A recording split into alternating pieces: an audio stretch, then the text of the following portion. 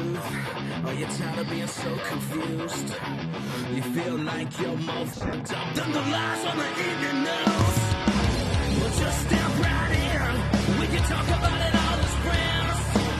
And if you want, we can hug and kiss and make up for the party ends. Agree or disagree, stop offering me. 'Cause I'm everything you want, damn sure what you need. I won't tell no lies, back up on the facts with truth. And if you can't get down with that, you must be somebody's dude.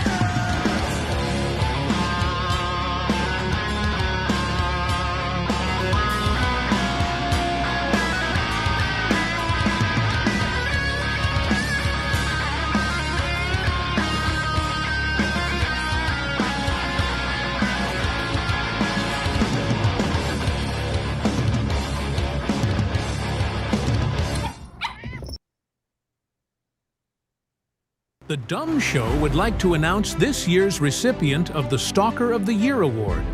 And it goes to Jonathan Swinging from Matt's Balls Nicholson.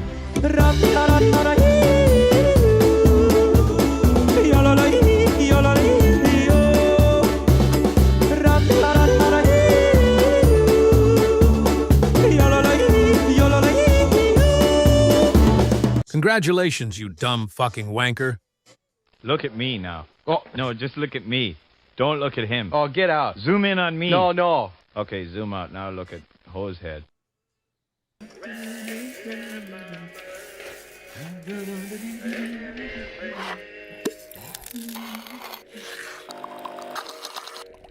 on, man.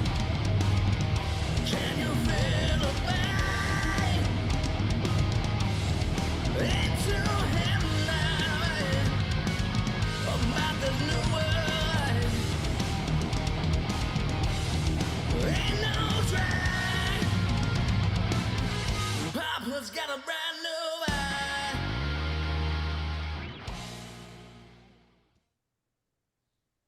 Hey guys, Barry Morgenstein, America's headshot photographer, coming to you from my New York City studio. Great friend of the Dumb Show. It is now time to put down the camera because it's almost 7 p.m. and I'm gonna watch the coolest, the most real and raw show on the internet. It's on every night, 7 p.m. Eastern Standard Time with the coolest guys, Matt, Olivia, Leeroy, and Amy. You guys have to tune in to see it. It's gonna be something incredible every night. Check it out. Adjusting transmitter output. This is the Don't Unfriend Me Show with your hosts, Matt, Leeroy, Amy, and Olivia. Geopolitics, military analysis, and election coverage. Coming to you live on all major social media channels at The Dumb Show. Honest, direct, unfiltered. We can agree, we can disagree. Just don't unfriend me. You know, I wasn't concerned, but I'll be honest with you, I'm getting a little concerned at this point. It's been almost 24 hours without hearing from Balls, and I wonder if he just decided to go ahead and punch the ticket, so to speak. I don't know. I'm going through some withdrawals, to be honest with you. And listen, and Balls, I understand you got cooked, but it doesn't mean you can't show your face. There's not many people who've actually faced the title challenge and lived to tell about it. So you shouldn't be ashamed. I mean, you have a glorious entourage of people who have fallen by the silver-tongued devil, as I am known, not just because of my cunning linguistics, but also my ability to torch scumbag trolls. So let's hope he's okay. I hope he is. But more importantly, we now have fantastic human being. Barry Morgenstein in the house. Barry, welcome to the Don't Unfriend Me show. Leeroy, good to have you back in the house. Good to have everybody here. Thank you, brother. Thank you. Good to see both of you. Barry, it's good to see you. Yeah. It's been a while. Yeah. See you always. Good to have you. Barry, you guys, Barry is a great human being. Mandy Del Rio's in the house. She's going to actually be here shortly. She says hello. She's going to be here in a few days or weeks. Love Mandy. Yeah, she's amazing. Her husband and her are amazing. Audrey puts out some news. Andrew Paul Johnson, one of the J6 rioters pardoned by President Trump, will stand trial on Monday. He's been charged with child sex abuse, molestation of children under 12, and other crimes. Good. then let him face a jury of his peers, and if he's guilty, may he face a very short and small stint in prison before somebody decides to inject him with steel or plastic toothbrush that's been sharpened. Who or cares? their prison meat, whatever. Yeah, we don't support the J6 people here. We really don't give a shit. I think that 98% of them didn't deserve the length of sentence that they got, and I thought they should have been released. The domestic terrorist charges was a little bullshit for me. But there was also 2% that I still think should be in jail, and this guy obviously is one of them. So thanks for the news. We agree with you. We appreciate for the update. Barry, how are things going, man? What's going on with you, Bubba? Oh, I'm doing so good. Things are good. Doing good with the book, doing good with headshots, doing some traveling, going to Louisiana next week for a shoot. Got my shoot in Virginia. So yeah, things are good. Things are great here. What are you doing down in doing in the bayou? Is it a paid gig or just doing photographs? No, it's a paid thing. It's a Ace. I'm shooting for the company that does all the Make America Great Again hats, the official company that does all Trump. So I've worked with them in the past, done their headshots, and now they're flying me out to do a bunch of headshots. So whereabouts in to my rock and roll t-shirts? They do print them up too. So what city, Barry? Lafayette. Okay. Louisiana. I never heard of it. I'm flying into New Orleans. We take me and my crew are taking a 90-minute drive to Lafayette, so should be exciting. It must be. Yeah, no, I didn't want to go. It's okay, fine. Don't ask me to go or anything. Just go down to the place where they make MAGA hats.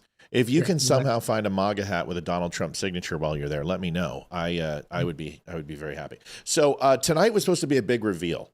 I was receiving a package from a very, very prestigious agency, and I was told that this package was going to be arriving tonight, and I was going to open it up on air. Unfortunately, it's not here. It's been delayed en route. And when you're getting something from the Fed, you kind of get a little worried. But the United States Marshals has sent the Don't Unfriend Me show something, and we have a long relationship with the U.S. Marshals, as most of you know, and I figured we would open it on air, and hopefully it wasn't ticking or white powder. Well, depends. If it was the DEA, I was hoping it'd be white powder, but it's not the DEA. So, so that will probably have to wait till tomorrow. Maybe it's an autographed Tommy Lee Jones photo. That'd be amazing. Maybe. It's possible. That'd be good, especially when the one where he's like, "I don't care," something like that would have been really good. Yeah, I won the Oscar. Yeah, that was a good movie though. I mean, Harrison Ford made that. Yeah, and the second one sucked, but the first one was good. But anyway, so that was going to happen tonight. Unfortunately, it doesn't get to happen. But what we do get to do is we get to kind of peel back the curtain. We like Barry's opinions, and he gives us plenty of different opinions and things. But this is a little bit different. So Barry and I would like to say that we're friends. Great. I'd agree. And he sends me messages often and photographs. But those we don't need to talk about. But what we will talk about are some of the screenshots of a conversation that he has had with some friends, and it would be former friends, right? Excuse me, I apologize. Barry, walk us through what happened. And I said, dude, you need to come on and you need to tell us this story. So here you are, and it's all you. Go for it, buddy. Yeah, so of course when these Epstein files came out, somehow it gets turned into like, it's all Israel's fault. It's all Jews' fault. I mean, because the pervert happened to be a Jewish guy. All of a sudden, all Jews have to pay for his crimes, and they're all guilty. And somehow Israel and the Mossad is involved, and they're controlling Trump, and Trump is protecting the pedophiles. I mean, it's insanity. It's like these are two posts that two people made, that two clients. No, I'm sorry. One is a client. The other was running for office in New Jersey, who I backed for a couple of times when he was running for office, and seemed like a good guy. It's like all of a sudden I see this rant about him. They're going off on, like, it's really, as you remember, the one woman was just like completely going off about Jews, and like, so those who don't accept Christ are going to pay for it and stuff. I mean, and we need to throw Ben Shapiro out of the country. And I said, well, what is Ben Shapiro? He's not even on the Epstein list. That's right. I thought that's the only one we throw out now. Back when that controversy was going on, Ben was about 9. Yeah, well, yeah, but It's just such crazy shit that is like, it's like, and I went off on them. Of course, I couldn't keep quiet. I don't care if I lose friends because I don't need friends like that. No, and they're not your friends, and I'm going to. I just got word. I had a lifelong friend who was supposed to be on the show today, who actually works for Mossad, and he was going to come on and be a participant in this conversation with us. Unfortunately, he is not able to attend. There is a very large time difference, and obviously they might be a little busy right now compared to with comparatively with what's going on in our world. But I will tell you that I have a long relationship with Jews, Israel in particular, and I've got several. I have a Jew friend, so pretty much everything I say is okay, from what I understand. But it comes down to this: I don't like anyone who goes after people based upon their race, color, creed, sexual disposition, ideological principles, because in my mind, those people are classified as bullies, and I don't like bullies. And in fact, I've been accused of being a bully, and that frustrates me. Like, that's the one thing that really pisses me off, is because I consider myself to be one of those people who is pretty fair until you start going after other people. So I wanted to go after these strings. I've blocked out the faces and the last names to protect the identity of the people, but you don't have to. I'll put up their links if you want to, and their ats. But this will be a participation between everyone involved. And Papa and Mama Saw say, is there such thing as a Jew card? I don't know. Barry, is there a Jew card? I don't have one on me, so I don't know. Yeah, I don't. I don't think there is. Is there a secret handshake? Yeah, maybe that means. Maybe there is. Here, it's okay. He's joking around, by the way. Here is the thing that we'll kind of walk through. So this person is labeled CJ, and they started off the conversation. Epstein files. Do you really have to wonder why there's a loneliness epidemic for men? Why women are literally afraid of what men are capable of nowadays? I know women are capable of evil, but my heavens, raping children, eating babies, the level of depravity by a majority, mostly male group, there are no words. It's sickening. Hell is too good for these monsters. And while I'm busy pissing people off, do what you want, but this fully solidifies me on Team Candace and Team Tucker Carlson. And I don't think that's unreasonable at all. I'm certain that statement will cost me, but I can't live quietly about this anymore. MAGA is dead. Trump is a liar, or worse. Zionism is a lie. Shapiro should be deported. You paid off conservative influencers have lost everything. TPUSA is cooked, and those that deny Jesus will pay. A bunch of soulless demons and running this world. We see you now, and you can't unsee that shit. I always hate those when people are like, I hear you. I see you. It's like, that's a liberal thing, So take that and shove it up your ass. Then Billy, and Billy's black, right? Yeah, and he was running for office. Wow. Okay. He says, anyone that thinks Trump had nothing to do with Epstein thinks the list is fake, like he says, or thinks you aren't MAGA for calling out Trump. That's cult behavior, absolute blindness. I love Trump, but I'm going to go ahead and tell you why I don't. Despite that, it's obvious America has their balls held by Israel, and I'm sick of these Zionists trying to gaslight us. This isn't the case. Trump sold us out for Israel, blah, blah, blah, blah, blah. Cash Patel and everything else. Barry just goes, no proof of neither. This guy uses the word filthy. So he essentially, like, he called you a filthy Jew. Yeah, pretty much. Yeah, but that was her. That was the woman who did that. She said her out. She said I was being filthy. I'm like, well, you just went on an anti-Jewish rant. I'm just calling you out. Right. So she called you filthy. Right. Yeah. So she decides to use Goebbels and 1940 vernacular. Surprised she didn't call you vermin, because that's the other slur. Okay. So it's all about libel, and I'm fine. Good. Now I can cook from here.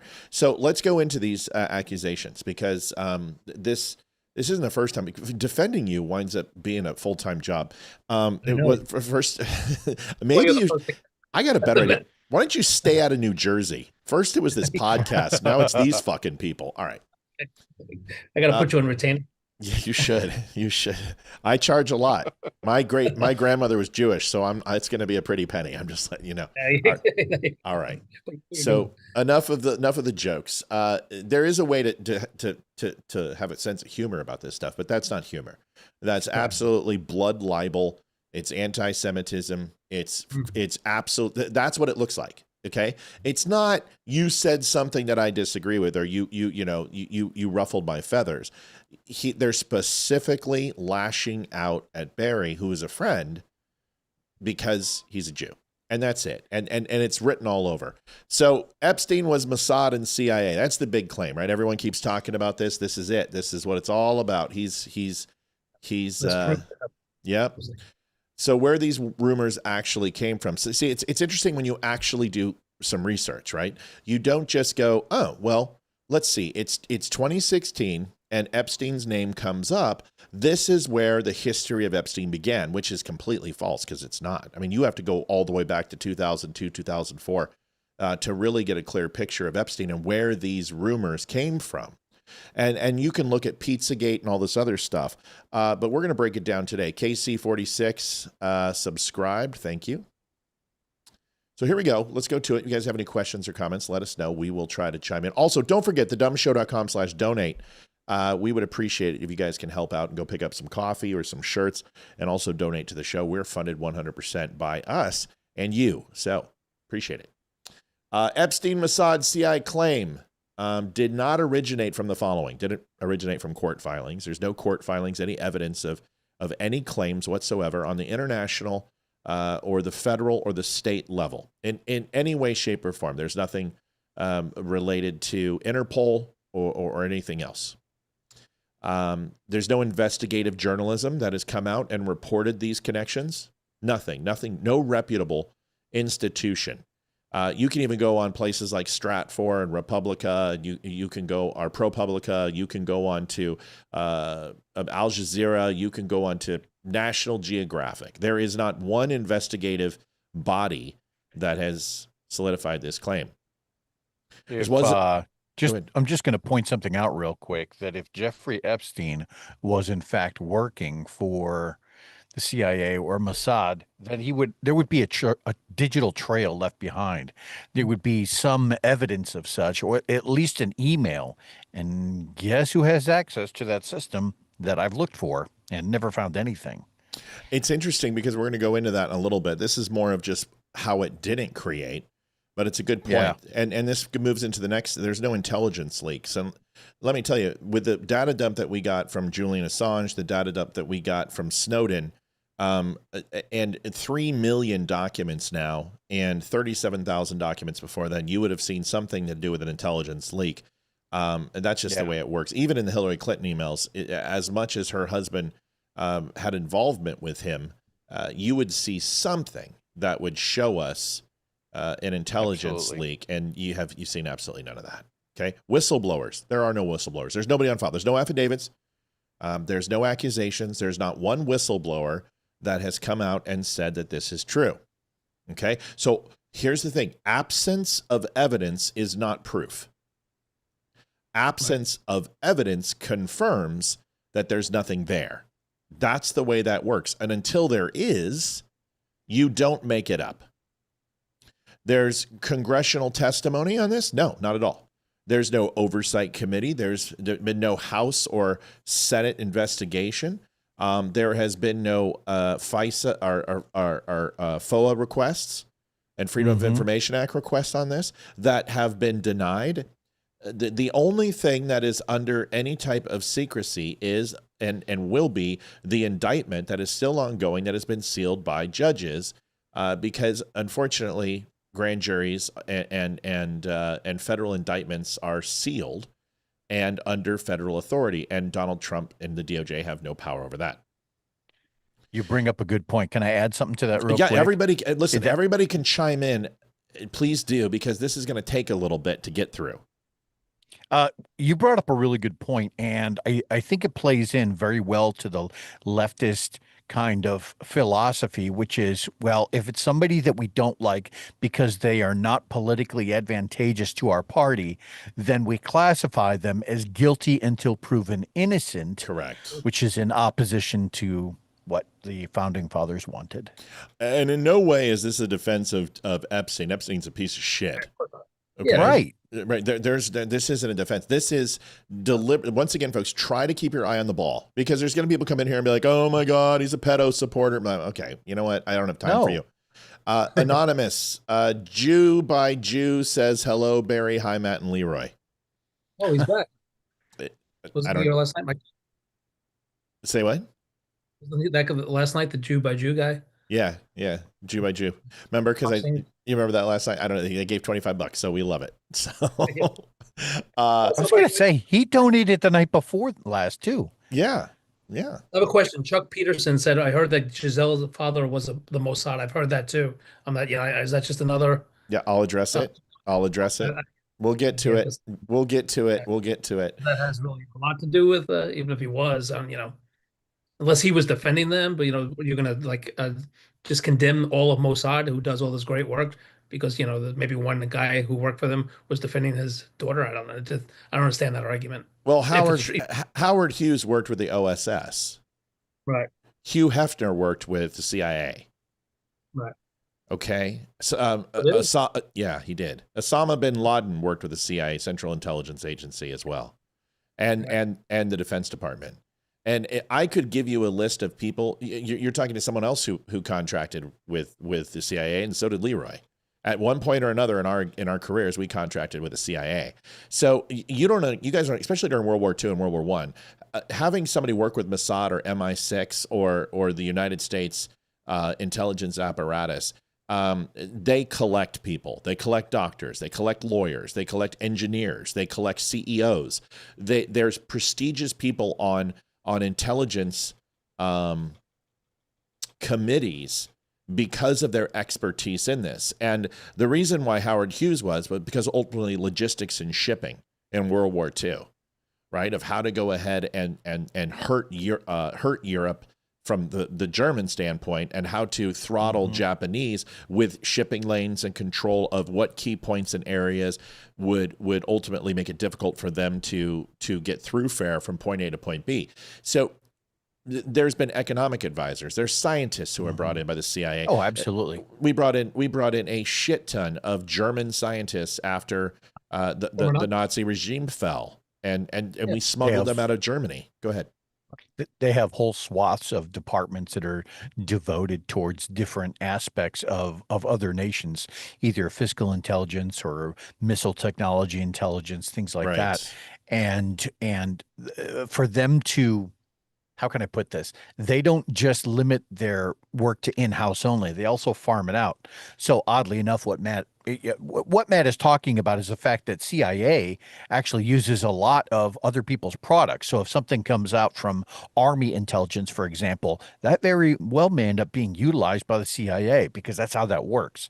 Oddly enough, Navy intelligence isn't any different. So we see a lot of cross-pollination between various intelligence agencies, just due to the nature of the direction information is supposed to flow. And also, those agencies overseas will work in conjunction, in capacity. So Leeroy might find himself working with people from MI6, or working with people from KJP, or from Mossad, or wherever. And the reason why is, especially if he does work in South America, he can possibly do work with the Legionnaires. He can for South American embassies. I mean, there's different levels of cooperation that take place. Even if you look at some of the major expeditions that we do, or drills that we do, or exercises that we do in the Navy, like off the coast of Australia, in conjunction with England, Australia, Japan, and a few others, is we're utilizing MI6 is there. The intel capacity of the United States Navy is represented, but so are other foreign intelligence agencies, because it's not just the ships and the Marines that they give us. They also bring their intelligence apparatus over. So we build relationships with foreign intelligence all over the place. And this is something. You talk about the Five Eyes. Well, so that's, go ahead and explain it to them so they understand. So there's intelligence sharing apparatus agreements that we have between various countries, and the biggest one in the world is the Five Eyes Coalition. It's Great Britain, New Zealand, Australia, us, and I'm missing two, but basically you're missing Israel. Israel. But basically, because it's a sharing agreement, then we share all of anything that's classified at a Five Eye level. We would pass off to our Five Eyes partners, and then they do the same thing for us. And the advantage to that is that in some cases, like Australia or Israel, they have the advantage of geography. They have the advantage of location, so that if they're on the ground and observing something, we can catch wind of it just by virtue of that. Yeah, yeah. So is it Polish? Is that by chance ABW or AW? I'd have to look. It's got to be Polish intelligence. Somebody said Italy. I don't believe it's Italy. No, I don't think it's Italy. I think it's Polish intelligence because Polish intel is pretty massive and was one of the agreements that we had coming out of Warsaw. I don't remember though, but Leeroy will tell us. He's going to look it up. Let's keep moving. Yeah. It originated from 3 overlapping sources. So 2008 to 2011, conspiracy theorists and forums reacting to Epstein's plea deal. Now, listen, the first thing is, okay, they said the word conspiracy. These guys are CIA. Okay, please understand that just because disinformation is done at a massive level. Canada. So it is Canada. That's right. It is Canada. I don't know why I didn't even register that one. It's Canada, Australia, New Zealand. No, it's not. Australia, Canada, New Zealand, UK, and us. Israel's not in that. No. How?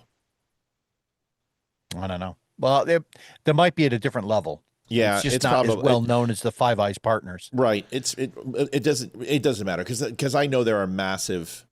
Keith Baker, $50. Get it done by early. Thank you, dummies. Thank you, Keith. There's massive intelligence sharing with Mossad and JPK and AW as well. So there's other intelligence agencies that we share with. We share intelligence with Japan too. But I think what he's trying to say is like shared network assets and information and collective information is distributed to these companies or to these countries ad nauseum. It is a constant thoroughfare of information versus Israel, which is probably need to know or classed information that is shared at a more intermediate level. Going to the next thing, misuse of the term honeypot without understanding intelligence tradecraft. I always love it when people who are non-intel try to explain intelligence terms to me or Leeroy. It's always fun. So we're going to walk through what that is. Old anti-Semitic tropes repackaged in modern language. No serious journalist has ever produced primary source evidence tying Epstein to Mossad or CIA operations. And I can tell you in the community, this is not discussed. It is not discussed. In any way, shape, or form have I heard anything at any level about Epstein up to and including this. The honeypot misunderstanding is key. People throwing around honeypot do not understand what the term actually means. Let me explain it to you. Real intelligence honeypot requires a defined target list, a handler, clear operational objectives, measurable intelligence outcomes, compartmentalization, which is extremely important, plausible deniability, and controlled exposure. He was loud. And these are the behaviors that Epstein absolutely would have been one of the worst assets or CIs or running a blackmail scheme for CIA or Mossad. He was loud. He was public and sloppy. He created victims, lawsuits, and witnesses. He left financial trails. He attracted local, state, and federal attention and international attention too, which is even worse. He sued and was sued. So that creates disclosure, and that creates discovery. Mm-hmm. He had zero discipline or containment. No intelligence agency runs assets like this ever. This isn't the way it works. Like you see in movies, you have some sort of CI, and he's doing blow off cocaine off hookers' hips and doing tequila shot. Give me no, it's not the way. He has a Lambo. No, that's not the way this works. Intelligence assets. Typically, a honeypot is one of those situations where there's a flow of information that you know is reliable. In cases like this, where it's an unreliable source just due to his philandering, just due to his lawsuits and everything about the guy, right? To Matt's point, he's loud, he's untrustworthy. You just get that vibe right off the gate. Yeah. If you were to gain anything off of any information out of him, it wouldn't be treated as a honeypot. It would be treated as a potential informant, but not a honeypot. Which creates even more of a paper trail. A honeypot Right. is somebody who also is working indiscriminately and on their own. Right? So they would be almost like a case officer or a field officer type of person, because they would be entrusted to run on a discretionary budget, an indiscretionary budget, to do and make decisions on the basis of their directive. Okay? So it's a little insane to think that somebody like this, who is so high profile, would be anything close to a honeypot. Intelligence assets are disposable only after usefulness. Epstein was radioactive from day one. And I use that word importantly because Leeroy knows exactly what I'm talking about. When you were described as radioactive, we use that in the military to describe somebody who's pretty much a shitbag. Or association with that person means that you're going to nuke yourself. But this guy was radioactive. Barry, we're going to get you in this conversation. We have to do our jobs and crush this for you, and we're going to keep doing it. It's fascinating. I didn't actually, and I was way off what I thought a honeypot was. So this Roger. is good information. You got it. But he got a sweetheart deal, they say. This is where people jump from corruption to espionage, right? We're not saying there's not corruption. Of course there's corruption. And for a multi-billionaire, corruption is going to be in the cards. What's more feasible? This guy had a huge amount of influence, a huge amount of connections financially, and was an international businessman who traded at levels that were rarely seen by anyone other than Buffett and guys like him. That he was working for Mossad and CIA, unbeknownst to the CIA and Mossad and anyone else. What actually happened is a politically connected prosecutor, his name was Alex Acosta.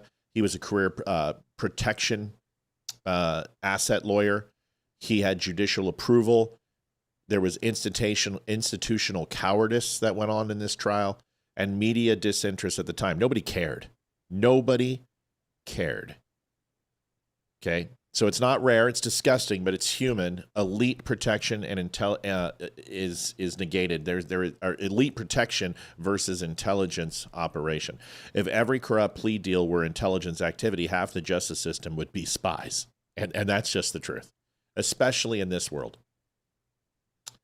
The Acosta quote lie. So this is one of the first claims in the text that they sent Barry, is you'll often hear, Acosta said Epstein belonged to intelligence. This is completely unequivocally false.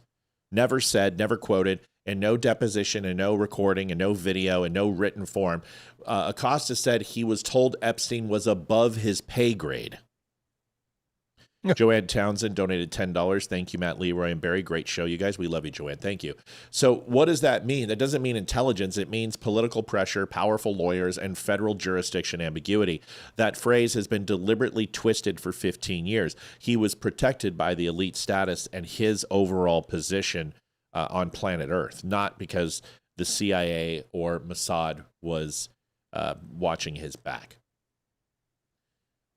The CIA, this is where Leeroy and I are both going to say, this is where it's full of shit. We can't necessarily talk about international operations and if someone decided to go ahead and make him a contact and use him as a source. It's possible. I mean, Mossad absolutely could have used him as an asset. There's no doubt in my mind that could have happened. But the CIA angle makes absolutely no sense, and here's why. The CIA operates overseas, and if they don't operate overseas, they have to attach themselves to a national body, okay? Or a state or local body, a sheriff's department, a FBI, a task force. CIA can't run independently inside the United States. Now, people are going to say, you're so naive. Did you not see... That's actually... Yeah, go ahead. That's actually the explicit direction. There's a U.S. It's called a DoD or a DoD directive, and it's 5240.1, and that's actually the document that describes how intelligence agencies should work with local authorities. Or should work with any other three-letter, just so long as it's somebody who's home-based, right? So, so that any intelligence agencies, when working with sheriff's offices, local PD, detective field offices for the FBI, that's the agreement that they use. Yeah. And somebody asked what his net worth was. He was upwards north worth $575-600 million, not a billionaire, but assets most assuredly. So overall liquidity and stocks and cash on hand, a little bit different. But overall net worth at a pinnacle time was 6. He flirted with $1 billion on multiple occasions. But this guy had the net worth to go get $1 billion or $2 billion loan, just to let you know. Did he make his money? Doesn't he start off as a school teacher? Yeah, so that's something we're going to cover, and do that and go into it in just a few. If you don't mind holding off for me just a second, I can go into it for you. So here's the thing: they avoid domestic criminal exposure. The CIA does not want to be in the limelight. The CIA has no desire to tie themselves to anything like this. They get into when they're in the news, they fail. They're subject to yeah. Go ahead, buddy. That's the definition of how they define success or failure within the agency, is if their operation or any aspect of that operation becomes known, that is the failure. Secrecy is the game. Yeah. So you know what? I don't think I have that slide in here. So yeah, in the 70s, he was a math teacher, I believe. I think that's what he did. And then he was recruited, and he worked in trading and client development for like Bear Stearns, I think is the company that he went in, and that moved into early 1980s. He was fired. Nobody knows why, but he created the J. Epstein Company. Instead of using his first name, it was J. Epstein. It was a private firm. They managed money only for billionaires. So obviously making contacts with billionaires, only billionaires. That was the qualification. You had to be a billionaire. Had very few clients. It was very, very small, very intimate, 10 to 15 clients or something to that effect. A lot of it came from, his wealth was from Les Wexner, who I used to work for, which is interesting, from Wexler Group. So Les Wexner, if you don't know, is the limited brands, Victoria's Secret, Bath and Body Works, Les Wexner. So he was a billionaire and for limited brands. I've never met Wes in my life, but I used to work for that company as a DM. So he got a lot of his money from that, but he did hedge funds, he did tax and estate planning, currency derivatives, and things of that effect. So essentially, was a high player in the market, but was also bankrolled and benefacted by multiple billionaires who kept him wealthy. So that answers that. The CIA is subject to internal oversight, by the way. There's an entire committee for the Senate that oversees CIA. And trust me, usually the biggest crux for the CIA is their financials, right? They get hit on their finances more than anything because they're always over budget, and half of their budget has no receipts for it.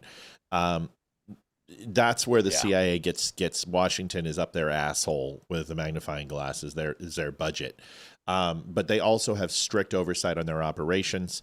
And the CIA running independently was absolutely desanctioned and splintered by John F. Kennedy, which he neutered the CIA. He neutered the CIA's capability to actually run in the intercontinental United States. And this has been a steadfast rule that the CIA is not to do that, because that was what the OSS did. Running Epstein domestically would violate U.S. law, CIA charter, congressional oversight, internal compliance.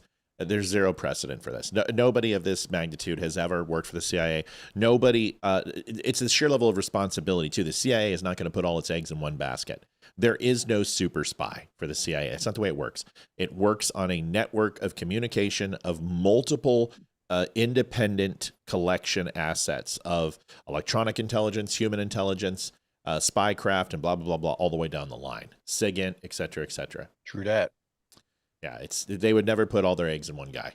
The Trump was compromised claim is pure invention. It's just bullshit. It's complete fabricated. There's no FBI memo stating Trump was compromised by Israel. It does not exist. It does not exist at all. And if he did, he never would have been president in 16, and he never would have been president in 24, because it would have been dismissive. If they could prove that he was somehow an asset of a foreign government, he would have been disappeared. before he even got here. There was nothing leaked. There was nothing redacted. There was no reference in court, no citation in Congress, not acknowledged by the DOJ. Trump was investigated relentlessly for 10 fucking years. Okay? And he was even investigated before 16 because Obama did it to him when he started making claims of his birth certificate in 2012. Trump has been under investigation for 14 years. They investigated his businesses for taxes. Obama was going to hit him hard. Obama used the IRS to go after people. He did it many times. He was going to do it to Trump too. He hated Trump. He's been surrounded by hostile bureaucracies. He's been impeached twice, audited endlessly. Don't forget the $27 million Mueller investigation, who found nothing on Trump but got 15 of his friends for shit they did 20 years ago. If a compromat existed, it would have been weaponized immediately. And if you don't know what a compromat is, go read some Russian spy novels. There's one interesting narrative out there that ran for about 3-4 years, and even a little bit into this term, which was that in some way, shape, or form, Trump was compromised to Russia. Right. And you'd always see these memes floating around there that Trump was basically Putin's bitch, or whatever the case was. And I just never understood that, because literally every move Trump has ever made has come at the expense of some level of Russia's positioning in the world. Correct. They either got dinged financially or they lost land, whatever the case was. Oil. And conversely, when Trump was not in office, that's when Putin started a war. So I never understood those memes. Yeah, Trump is the worst Nazi ever. Let's see. He recognized independence of Israel. He recognized Jerusalem. He moved the capital in Jerusalem. 6 other presidents promised to do the same thing. He did the Abraham Accords. 3 Muslim countries signed peace deals with Israel. Tried to go ahead and do that with Saudi Arabia. Isn't it funny that once he got out of office, that's when Hamas decided to attack Israel, is right when they were ready to sign the deal with Saudi Arabia. Kushner is a Jew. I'm sure he would have. I'm sure he would have had him killed. So Trump was investigated. We know this. The absence of evidence here is not suspicious. It's just decisive, folks. It absolutely, just because you don't have something that supports what you believe doesn't mean that your belief is correct. It means that it isn't until you do. That's the way facts work. I'm sorry. I know it's disappointing. Why this theory persists? Well, it's pretty simple. I've broken these down really, really well. Because it offers moral certainty without evidence. And people love that shit. Love to be certain about the thing that they don't fucking know anything about. That's that's the way it is. A single villain. Go ahead, Barry.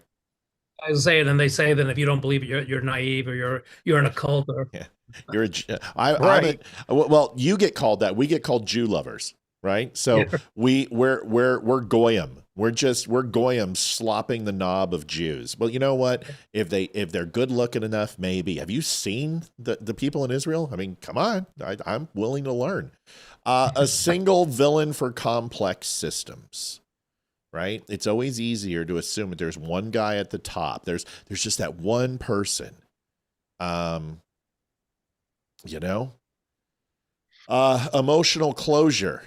People, instead of dealing with facts and having something that has no closure, it's easier for them to make something up so they can solve it in their own heads. But there are certain people like Leeroy and I, we love the ambiguity. We love things unsolved because we keep digging and keep scratching and keep trying to find the truth. Other people, they can't stand it. It's like literally having an itch on the top of their gum that they have to flick constantly because they can't close the door.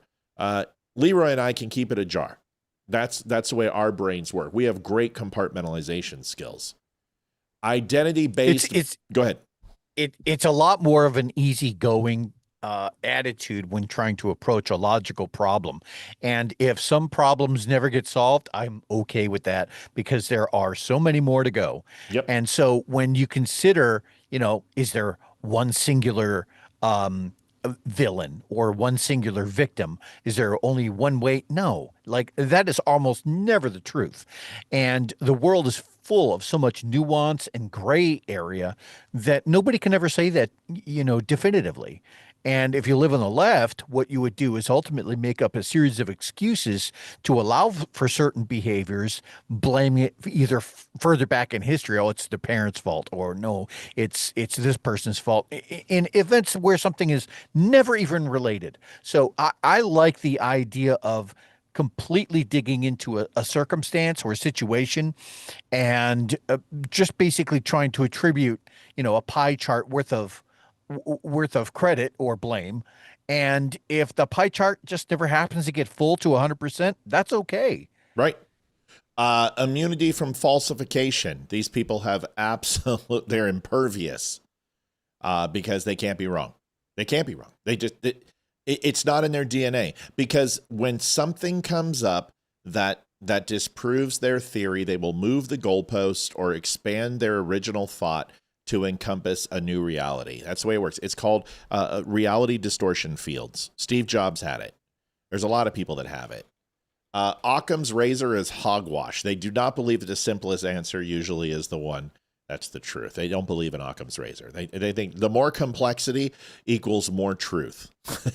Yeah. And that's the opposite of normal people's thinking. Jews are always to blame and the weak-minded. That's it. It's the Jews. Very true. It's a Jew. Yeah. Everything's a Jew. Literally, like when you're a hammer, everything's a Jew. Exactly. That's it. And that's all they have. Go ahead. Let me finish up this last one, and then I want to talk. It functions like belief system, not an argument. So it's their beliefs that are the problem. It's not something else. They believe this. They don't know this. They don't have any proof. And when you start questioning their belief system, that's when people get defensive. That's when people say, take it personal. Barry, go ahead, buddy. Right. I think I forgot what I was going to say. Oh yeah, it's I think it was before October 7th. I was fighting the left, against their anti-Semitism, and now for some reason after October 7th, especially after time went by, it seems like some people on the far right, unfortunately, went completely nuts, and it's almost like they're like sitting in wait to blame something on the Jews. So yeah, so when the Epstein thing came out, all of a sudden that they were just like foaming at the mouth to blame this on Israel or Mossad, and Mossad is controlling Trump, type of the crazy conspiracies just to get the Jews blamed for it. So it's funny. Condoleezza Rice couldn't even get. This is the most hilarious. The Jews. Well, let me do this first, and remind me, Condoleezza Rice, Leeroy. Jeffrey Epstein does not require Mossad, CIA, Israel, or Zionism to explain what happened. He requires money, lawyers, fear, charisma, or careerism, and institutional rot. Because guess what, folks? O.J. Simpson, I'm not mistaken, he wasn't a Jew.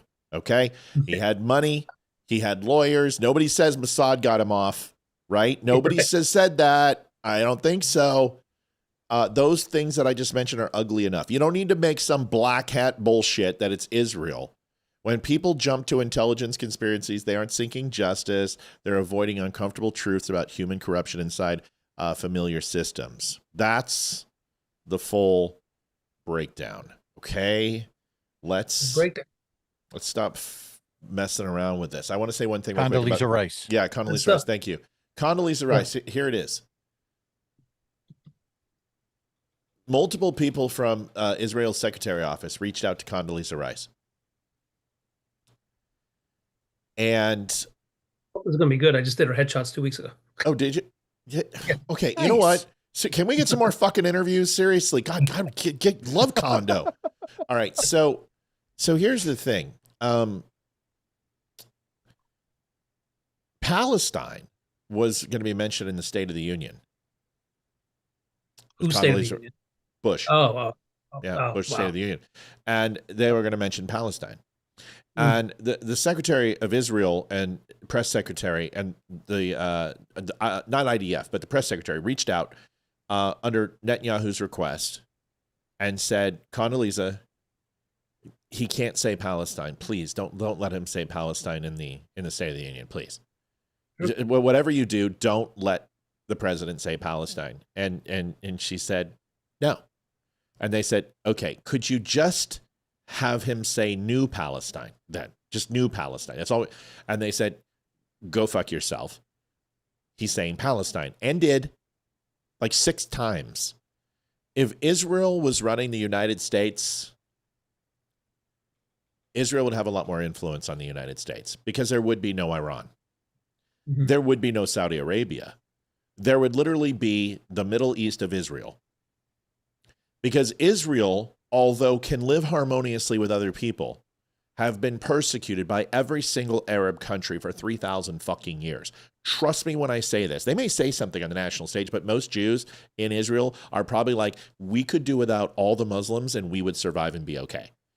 They're not going to do that unless provoked, but that's probably what's in their head. Because I know as an American, if Canada messed with us for 3,000 years, I would probably be okay from literally blowing Canada off the planet and be just right as rain if that took place. Yeah. Go ahead. Anything else? Nope. From Barry? Yeah, anybody. Well, I have something that I wanted to add to that, which was that the Dems sure do like to play this game of trying to leverage the idea of group identity, right?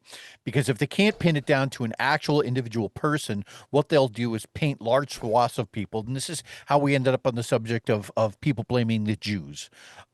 Just broad brushstrokes, the Jews are the problem, or this is the problem, or the white man is the problem, right? And I think what has happened is at some point they have lost, or not lost, they never even read the idea that from Marcus Aurelius, right? That basically said, hey, look, when something bad happens, only blame the person who committed the crime. Blame only he who committed the crime. And they don't like that idea. They like the idea so much so of group identity that they themselves have to associate themselves with a group. They can't really be individuals, which is why we get this idea of blaming large swaths of people. They're not individuals. Barry, you want to put a bow on this for us?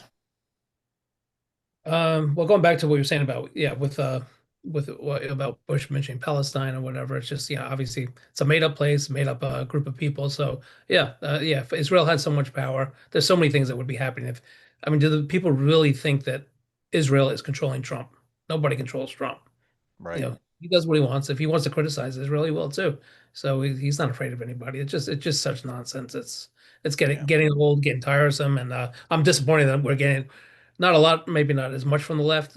It's more from the left. We're getting it from the right, not as bad, but there's definitely some out there that's getting disturbing, and it seems like it's growing a little bit too, which is a little frightening too.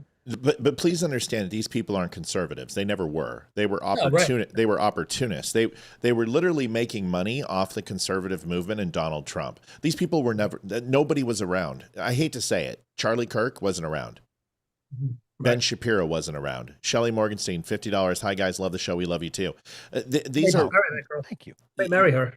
She's a good woman. She's a Mossad agent, by the way, folks. So when I say Ben Shapiro wasn't around, when I say Tucker Carlson, these are people who had massive potential, but truly Trump made them.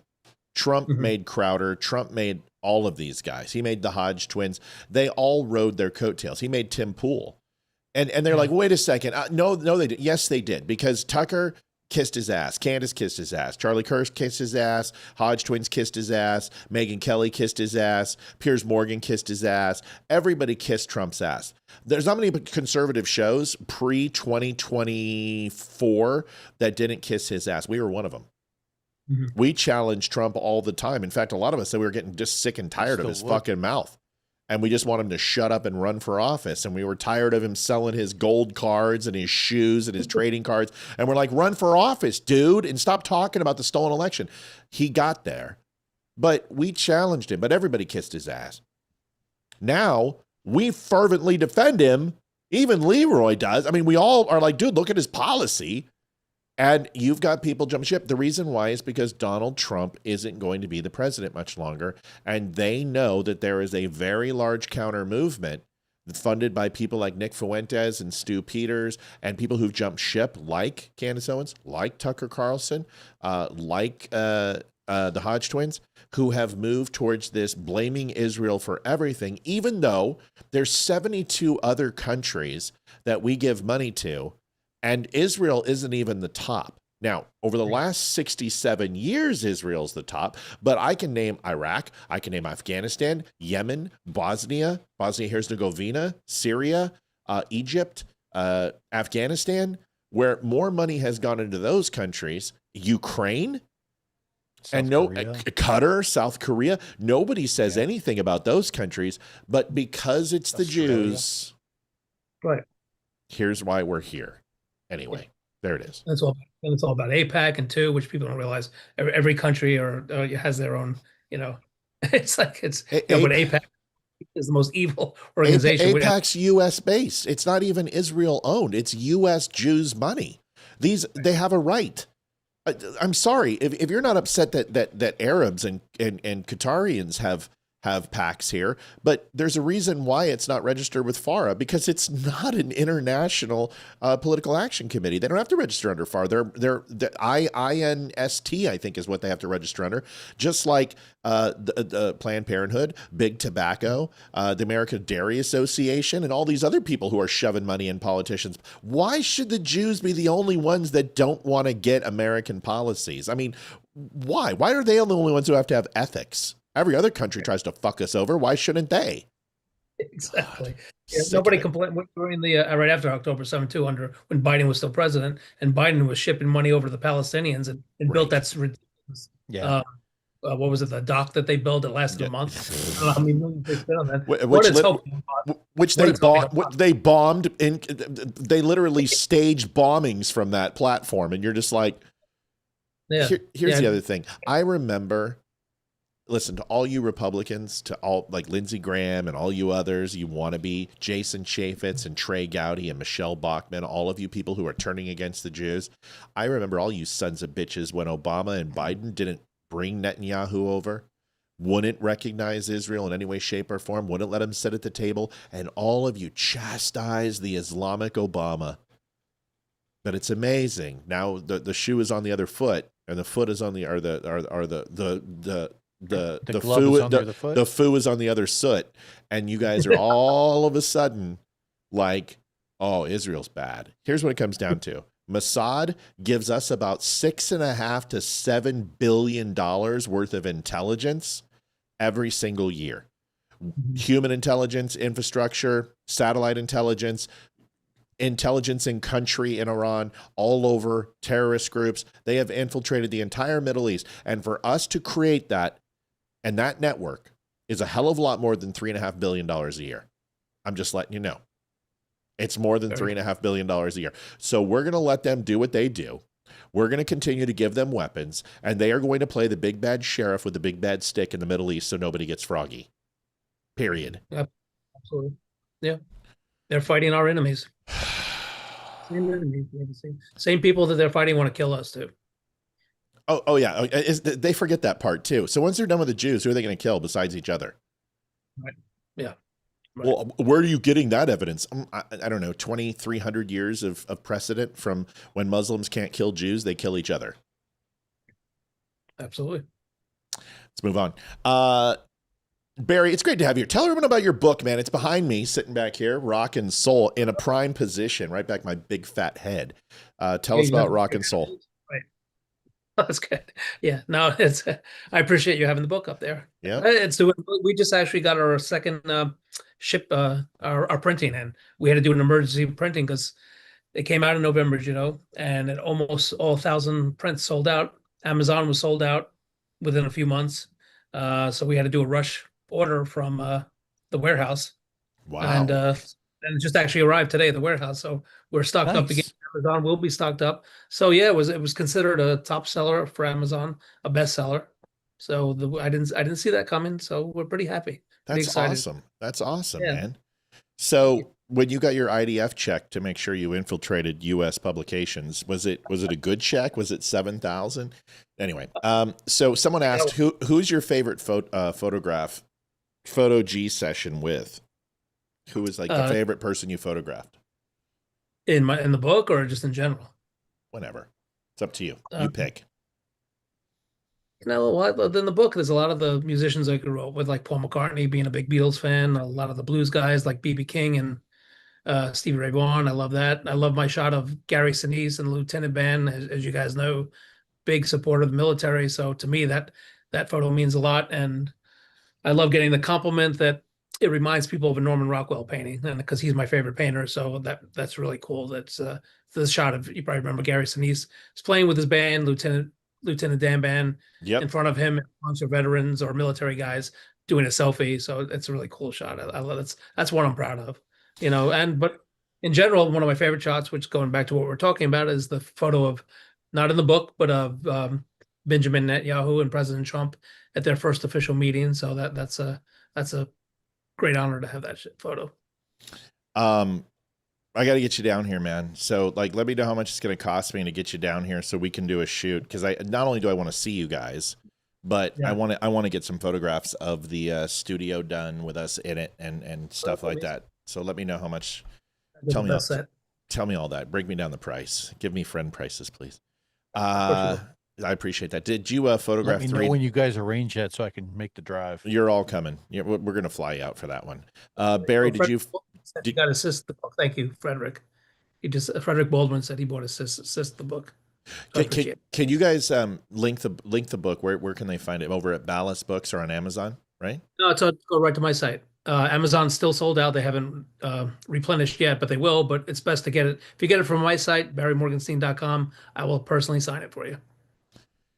BarryMorgenstein.com, folks. We'll put up the link and make sure you guys have that. And please go over there and pick it up. It's a great book. Like I told you, we've had it as a coffee table. We've bought one for my father-in-law. We've bought quite a few. So please go and do it. Karen says, who fact checks the fact checkers, or how do you qualify intel, that it's true? Well, we learned from Iraq. We learned from weapons of mass destruction. And everyone thinks that it was just the Jews that told us that weapons of mass destruction existed. That is not true. Yeah, well, there was. It's not just the Jews' fault. The PKK gave us information on that. We had information from Mossad as well as MI6.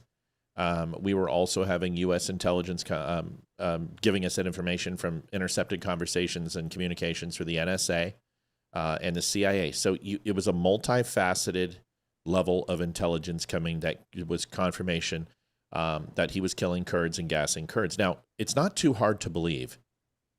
If you take a look at a map, that Syria and Vladimir Putin gassed people in Syria, was one of the only world leaders since World War II to gas civilians outside of Saddam Hussein.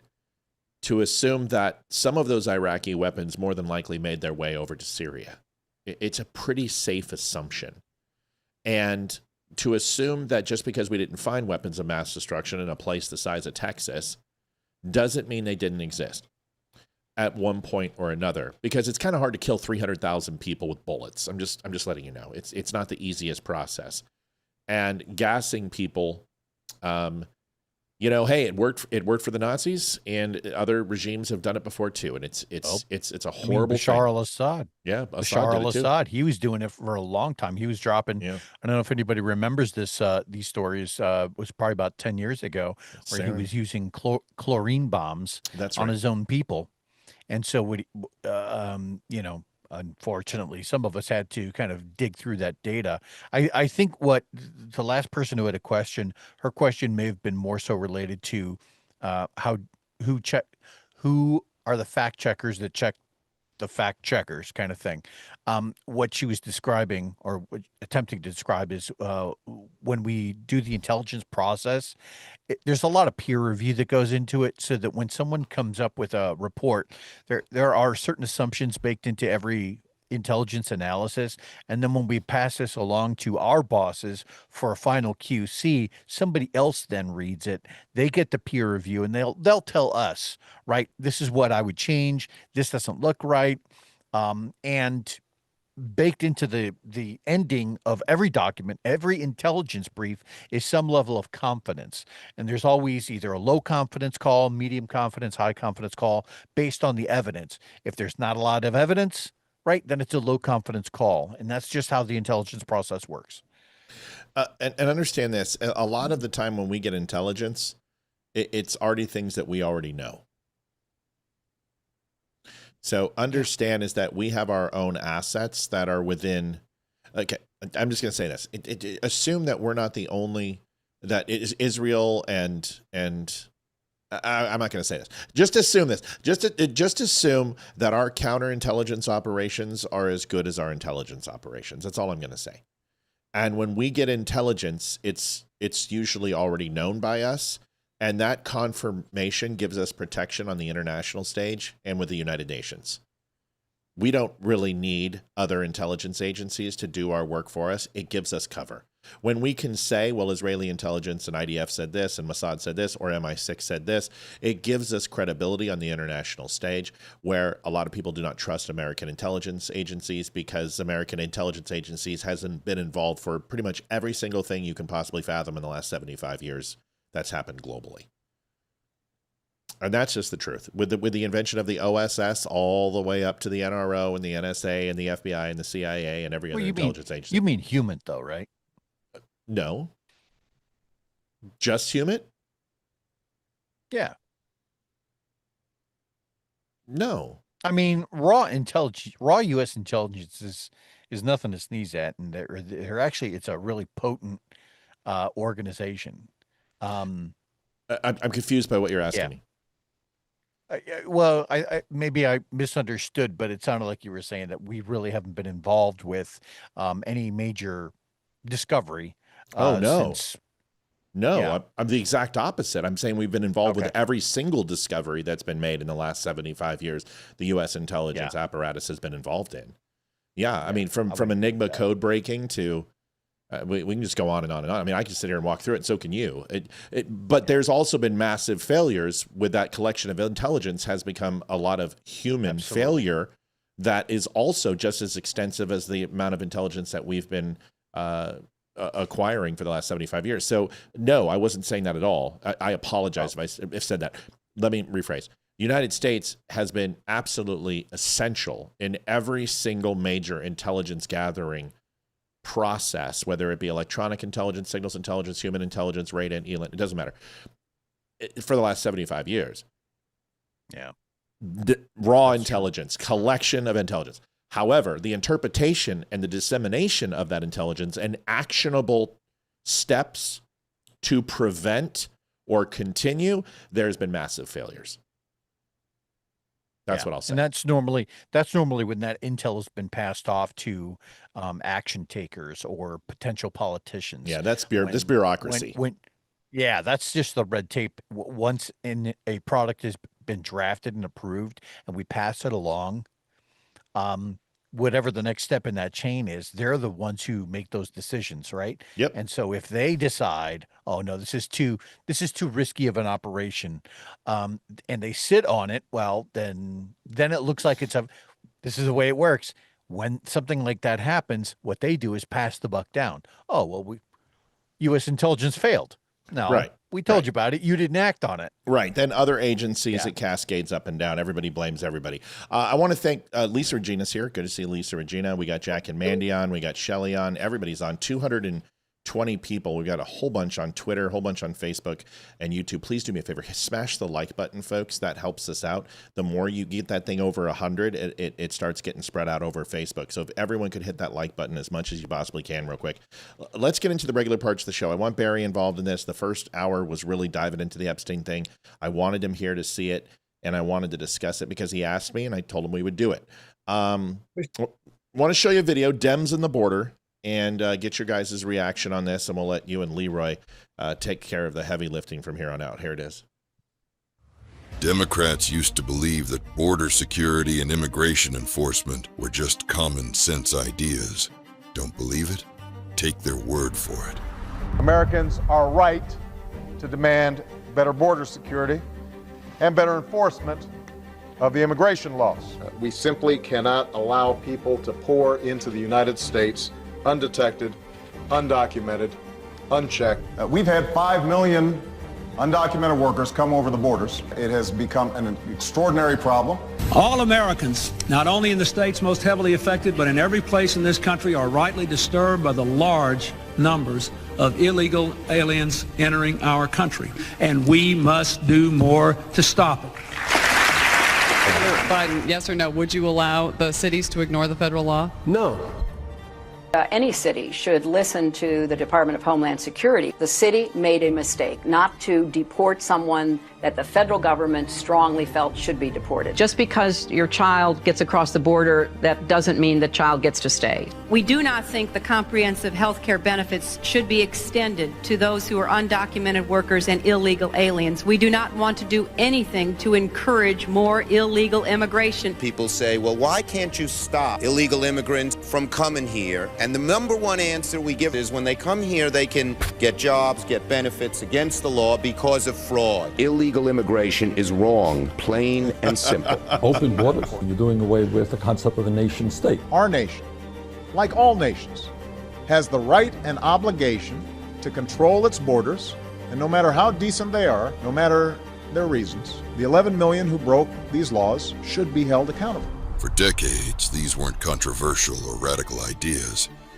The only thing that changed is them. Well, they didn't change. It's just they needed a new voter base, and that's what really happened. Their voter base completely just dwindled, and they realized, wow, well, illegals are great, and we get our head count in the House, and as long as we control the purse strings, we control the government. If we create the laws, it's ours. Barry, your thoughts on this? You were around during these times, I'm sure, probably a little more hair and a little curlier. I've seen your earlier pictures with that beautiful hairstyle, but what are your thoughts on this? Yeah, that's back when I was a Democrat, too. They're clearly they're just the phoniest, most disgusting, vile people. They're just so it's all about power, I guess. It's they never meant any of that shit too at the time. I guess they thought that was the right answer to give back then, and now they're doing what they think will keep them in power. And yeah, but just to even hear Obama sound like a normal American president, isn't that crazy? Is mind blowing. It's like just now the Democrats there's no question they hate America. They just hate America. If you're doing all this stuff for power and you're willing to destroy the country to get that power, you hate the country and you don't care about the people at all. They're all vile. Yeah. It's just disgusting. It's so frustrating. It is. It's so frustrating.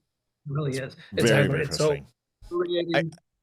I feel like it's about broken promises and campaign slogans. I always feel like if you can routinely point to the southern border and say, that's the problem, and if you elect me, I'll fix it. Right. Only the problem never gets fixed, because if it did, then you run out of slogans. Once that problem is fixed, you can't recycle that. Right? So if the economy is always in constant state of brokenness, you can't point to it and say, oh, I'm going to fix it. No, once that's done, you have used that bullet in your slogan gun, right? So ultimately, they want to keep this stuff going. They want to keep illegal immigration going, or a shitty economy, because that's how they get elected. They get elected based off of the idea of fear and control. And they'll run out of voters, too, if they close the border. Probably. Right. So. There's that, too. Yeah. Can you guys give me a guesstimate? One. Nope. Close, though. There's a one in it. Worldwide, give me the total dollars of money. This is going to blow your mind. For cancer. That's care. That's research. That's hospitalization. That's medication. That's application. That's treatment. That's pre-diagnoses. How much money globally do we spend on cancer every single year? It's going to be big, but I couldn't even begin to guess. I'm going to say 1.2 trillion. $25.2 trillion. Wow. Why the fuck 25. Why would the fuck would they ever try to cure cancer? Right. Oh, that's cool. Why Shelly and I they? talk about that all. Seriously, y'all? Talk about. Why would they? Yeah. Why would they try? That's insurance claims. That's everything related to cancer. That's deaths. That's overall cremations. That's cemetery plots. That's taxes. All in. Estimated $25.2 trillion annually on cancer. That is single-handedly more money almost than the United States takes in annually. Right. And so when you're trying to associate the reason why politicians do or say certain things, it's always with this idea of, all right, what's going to keep me in office or what's going to get me reelected. We talked about this before. It's probably been 2 or 3 months, but I don't know if anybody recalled that the second Sicario movie. It was about trying to attempt to shut down the drug trade on the southern border. And at one point, the CIA operative is sitting in the Secretary of Defense's office, and he's asking him, all right, well, what should we do? He's like, you have to be careful with this because do you know what? I think in his example, it was, do you remember what happened to the price of cocaine after 9/11? It like went up sixfold. Oh yeah. And Mac Raber, the CIA operative, said the one slogan that stuck with me. He's like, tight borders are great for business. Here is the breakdown. This is where people are like, there's no way, Matt. There's no way. Wait. Total economic burden, health and lost productivity, and average overall salaries. $840 billion per year. Direct healthcare spending, treatment, over $400 billion a year. Lost productivity and societal, which means contribution to the GDP, taxes being paid, estates being liquidated, debt being consolidated, $500 to $700 billion annually. Cancer research funding, $30 billion. Combined global estimate with interest, with lost productivity, $9.9 trillion annually.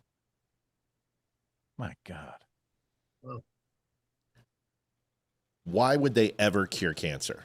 Now, in 2020 to 2050, they're anticipating that $25.9 trillion is where we will be from 2025 to 2050 is where we will be from an overall burden annually. So I was incorrect. Right now, it's about 13 trillion a year.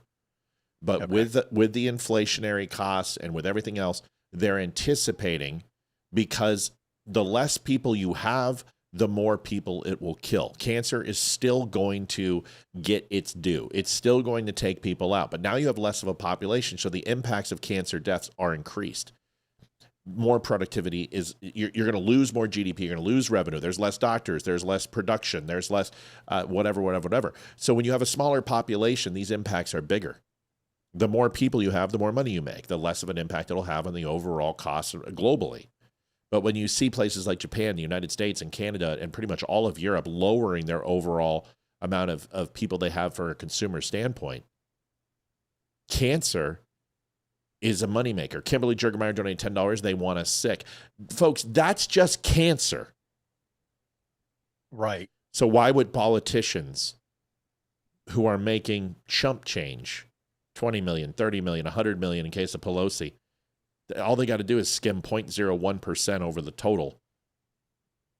And they're living like fat pigs on hogs. Why do you think every single politician makes millions of dollars?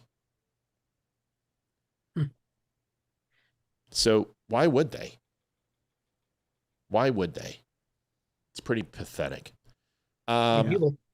It's evil. But then why would they? Why would they cure it? I mean, why would you stop cancer? Why would you stop Alzheimer's?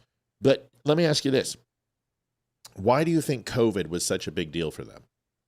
Yeah, I was just about to say that. Why was it such a big deal when H1N1 wasn't a big deal? When SARS-2, when it came in 2001, why wasn't that a big deal? Why did you know that they didn't even make a national announcement about H1N1? Do you know who did? Bath and Body Works. Really? Bath and Body Works. Yeah, I was working for them at the time. Bath and Body Works got the actual CDC report about H1N1, and they put out an advertising campaign for their little tiny antibacs. Their antibac bottles couldn't sell them worth a shit. They couldn't sell antibac. Antibacterial bottles did not move, but what they did is they put it in small little things like this and put little backpack rubber, you put it through the hole and you put it on your backpack or your purse or your keychain, and they sold those for $1.50. if you look at Wexler Group, we sold like 175 million of those things. And they cost us like 22 cents to make. But with H1N1, they put this out. And if you look at Bath & Body Works, it was struggling.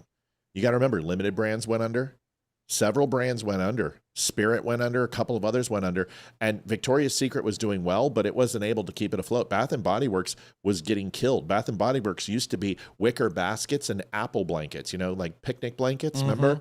Well, then they changed. They became really high-end and started making these elaborate lotions, no longer apple and peach and shit. Well, they just absolutely took off in 14 and 15 because of anti-bac, those little pocket anti-bacs, and now they continue to sell them. So they put out, this is going to be a horrible flu season. You're going to want to have your anti-bac. You don't want to have happen what happened with that flu season in 2012. Now with this H1N1 come out, and they used it as a marketing ploy. But the United States government didn't make any announcement. CDC, the WHO, nobody put any warnings out there. Why with COVID? Money. Money, of course. Money. Let's go. We've got a lot of lives. Yeah. But it's all conspiracy theory, right? We're just a bunch of nutters. Mar on Epstein. This is Mar. Here it is. Watch this. I can't believe I'm saying this, but where does QAnon go for the apology? You know, I mean, QAnon, which believed in lots of really ridiculous things, like, you know, Democrats eat babies. Yeah. But they were kind of harping a lot on the idea that the elites are running this pedophile ring. And I mean, I made jokes about them. I also made jokes after the Epstein thing happened originally that were on the idea of, well, you know, like, obviously there was some smoke there. Well, now with all that's come out in the last couple of weeks, there's a little more than smoke. It does look like anybody who was at all able to get in touch with Jeffrey Epstein, he was the man. We're doing it. They just, yeah. I mean, and then they all lied about it. Everybody has, and the arrogance also of thinking they could just use their real name in an email, which they did, and didn't try to couch it in, you know, when I used to get pot before it was legal, it was like, I'd like 2 shirts, please, you know, and no seeds in the shirts this time, you know, you had to sort of codify it. No, they're just openly talking in emails about this sort of, you know, sexual perversion, and that they were all doing, and lots of people who you didn't think, you know, or I never imagined were doing it. I see these names come up. So, you know, I mean, QAnon, yes, a lot of crazy there, but you know what? You weren't totally wrong about that, you know, guys. I can't believe I'm saying this, but all right. So before we get into this, everyone remember this. But I want to get into this real quick. I had my years. Remember when I said 2009, 2012?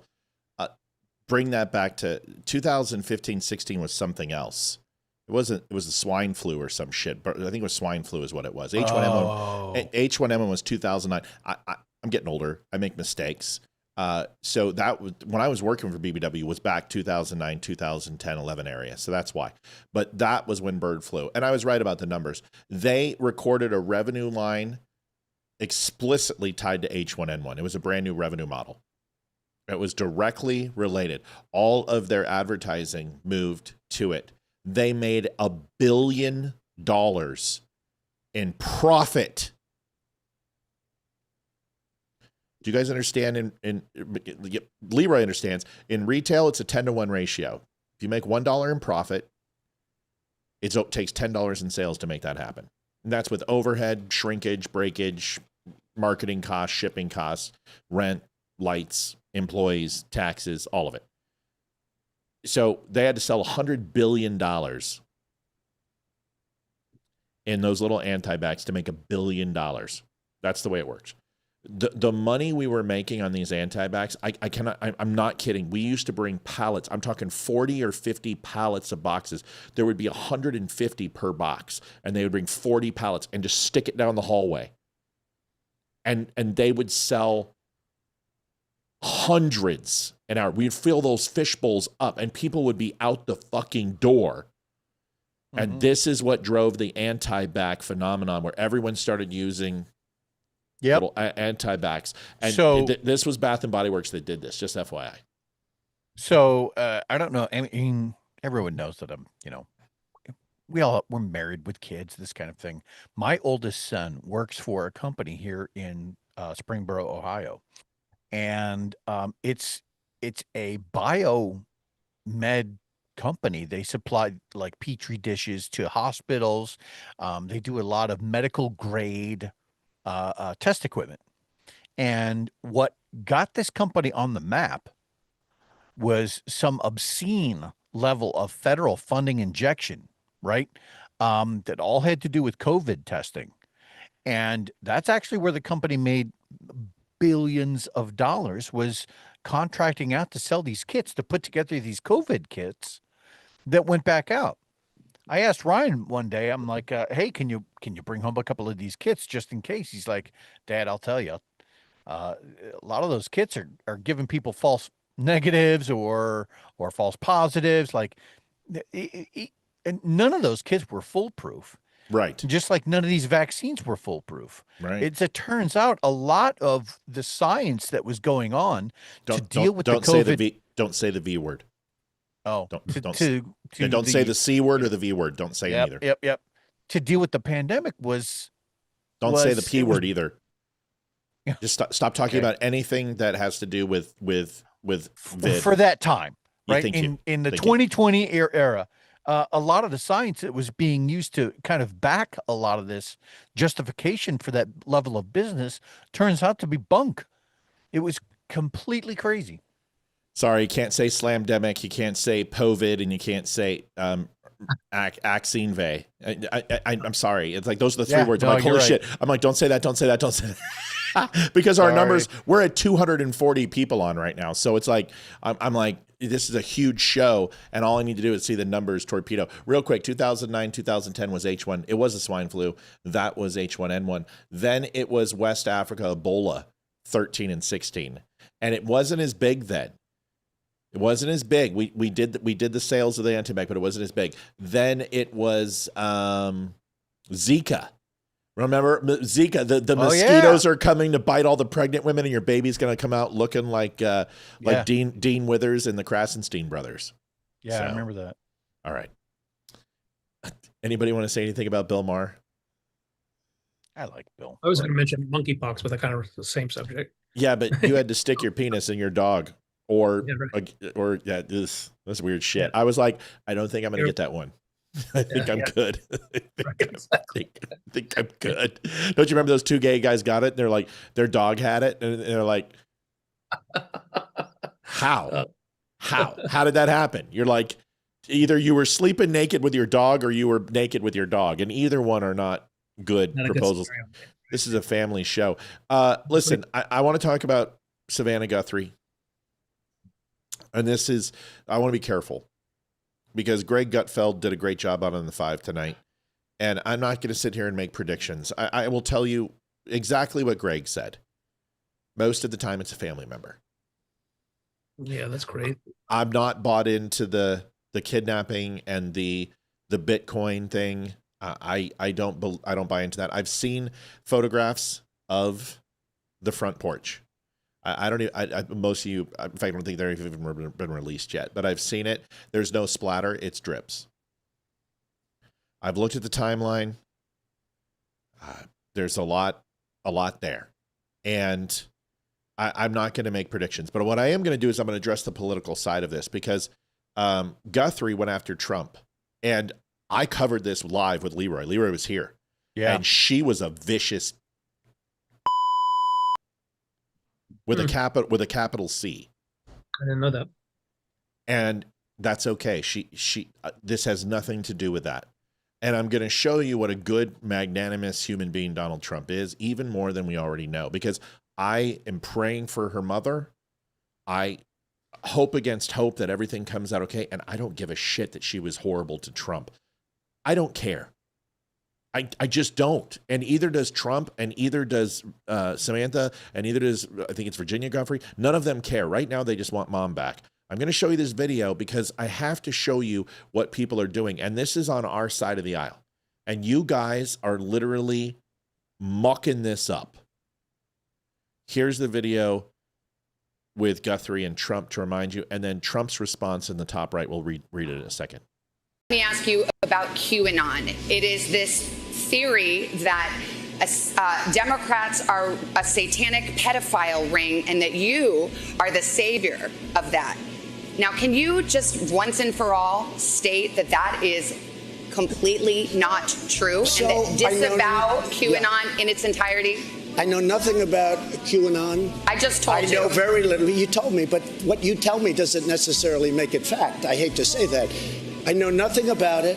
I do know they are very much against pedophilia. They fight it very hard, but I know nothing about it. They believe it is a satanic cult run by the deep state. state. The subject. I'll tell you what I do know about. I know about Antifa, and I know about the radical left, and I know how violent they are and how vicious they are, and I know how they're burning down cities run by Democrats, not run by Republicans. Republican Senator Ben Sasse said, quote, QAnon is nuts, and real leaders call conspiracy theories conspiracy theories. He may be Why not right. just say it's crazy and not true? He may be right. I just don't know about QAnon. You do know. I don't know. No, I don't know. I don't know. Let me ask you another thing. Let's waste a whole show. You start off with white supremacy, I denounce it. You start off with something else. Let's go. Keep asking me these questions. I do have one more in this vein. Let me just tell you, what I do hear about it is they are very strongly against pedophilia. And I agree with that. I mean, I do agree with that, and I agree with it. But there's not a satanic pedophile cult being run by. I know you nothing don't know about that? Okay. No, I don't know that. You just this neither week. do you know that. Okay. It was nasty. It was contentious. We covered this. Leeroy remembers this. I remember this. She was just nasty. I mean, it was one of the worst interviews I've ever seen. And Donald J. Trump says this: I spoke with Savannah Guthrie and let her know that I am directing all federal law enforcement to be at the families and local law enforcement's complete disposal immediately. We are deploying all resources to get her mother home safely. The prayers of our nation are with her and her family. God bless and protect Nancy. President Donald J. Trump. Can this man prove any more that he doesn't, that a lot of the things that he does are in the moment, but he has the ability to move on, and when the moment calls for it, be the person that we need him to be. Has he not proved this already, Barry, and then Leeroy? Over and over and over again. Just so this is the guy that the left calls evil and the most hateful, terrible guy. But he keeps doing stuff like that. We can give 1,000 examples of things he's done like this to show he's done the right thing, and he's got a good heart. That's what, what a lot of people close to him say. People don't realize he just has a good heart. Yeah. He may be tough and rough in some ways, maybe when he has to be, but he's got a good heart. And I think that was that just shows. I mean, that puts him above all the other side too. Oh yeah. Oh yeah. Because the other side would do that. The other side would not do that. I guarantee it. Republicans, you guys have been looking for a leader. You've been looking for someone to kind of lead us into where we should be from a humanity standpoint. I'm sorry, but the man has literally been completely different this term than he was in 16. And if you're looking for somebody with some moral guidance who has found God, I truly believe he's found God. And he's demonstrating it, and he's living vicariously through the moment. He's not. He could have went cheap shot. You know what he could have said? That bird brain Guthrie. Her mom is probably just because that's what he would have said. I mean, but he knows that this isn't the time. He does have some decorum. Leeroy, make it make sense for us. Help us understand it. Well, I mean, Trump has always been a little bit of a contentious kind of guy, right? And whenever the narrative from the left, whenever that machine is up and running, then whatever Trump says, so long as it plays well to that narrative, it gets blasted everywhere, all over every media station. I don't think this particular story, why has that tweet not been all over CNN and CBS and everything else? But when you dial it back, it was just a couple of months ago. I don't know if you recall. It was somebody famous who passed. It was sad. But Trump basically came out in the White House and was like, well, that person was very nasty, and he gave one of those. It was Rob. That's right. It was Rob Reiner.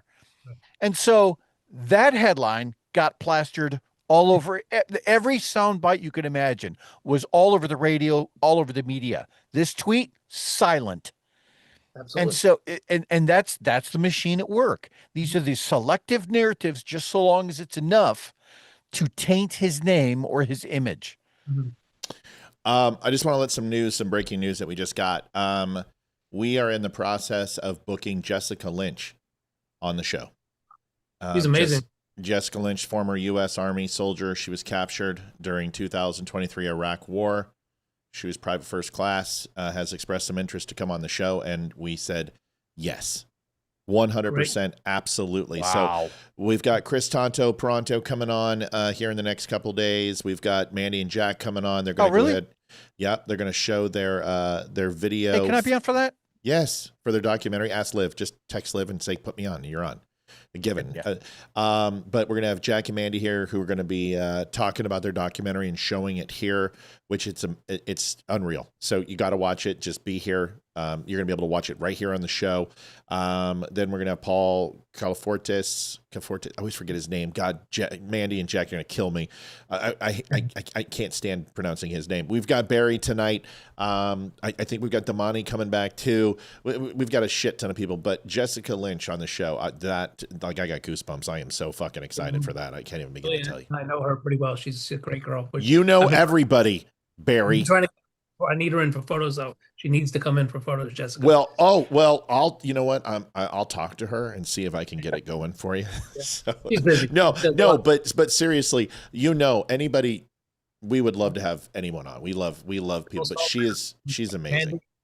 Kanto, Jessica.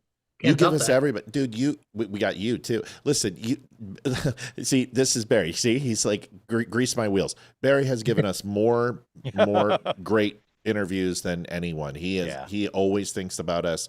He always brings us some of the best, and he introduced us to T.S. Dixon too, and he didn't even know he did, but that was through a publisher. So yeah, Barry does more than enough. I give him a ration of shit, but he does more than enough for us.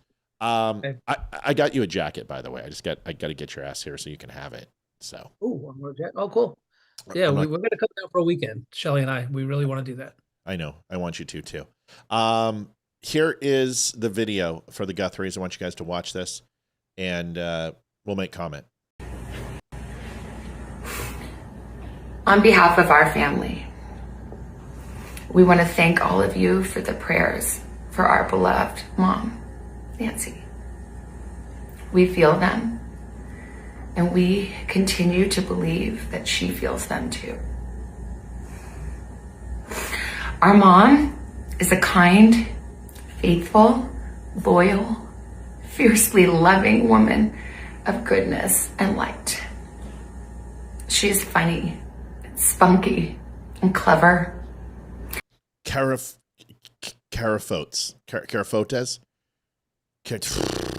Mandy, I'm sorry. I like the guy too. It's just been too long. I had to like sit in front of a computer and pronounce it like for 20 minutes before I got it. It throws me off. I think it's Carafotes. Carafotes. Whatever. She has grandchildren that adore her and crowd around her and cover her with kisses. She loves fun and adventure. She is a devoted friend. Now, I know people are saying watch the daughter-in-law. I'm just going to say the following. I've seen the timeline. So the last person to see her alive was the son-in-law.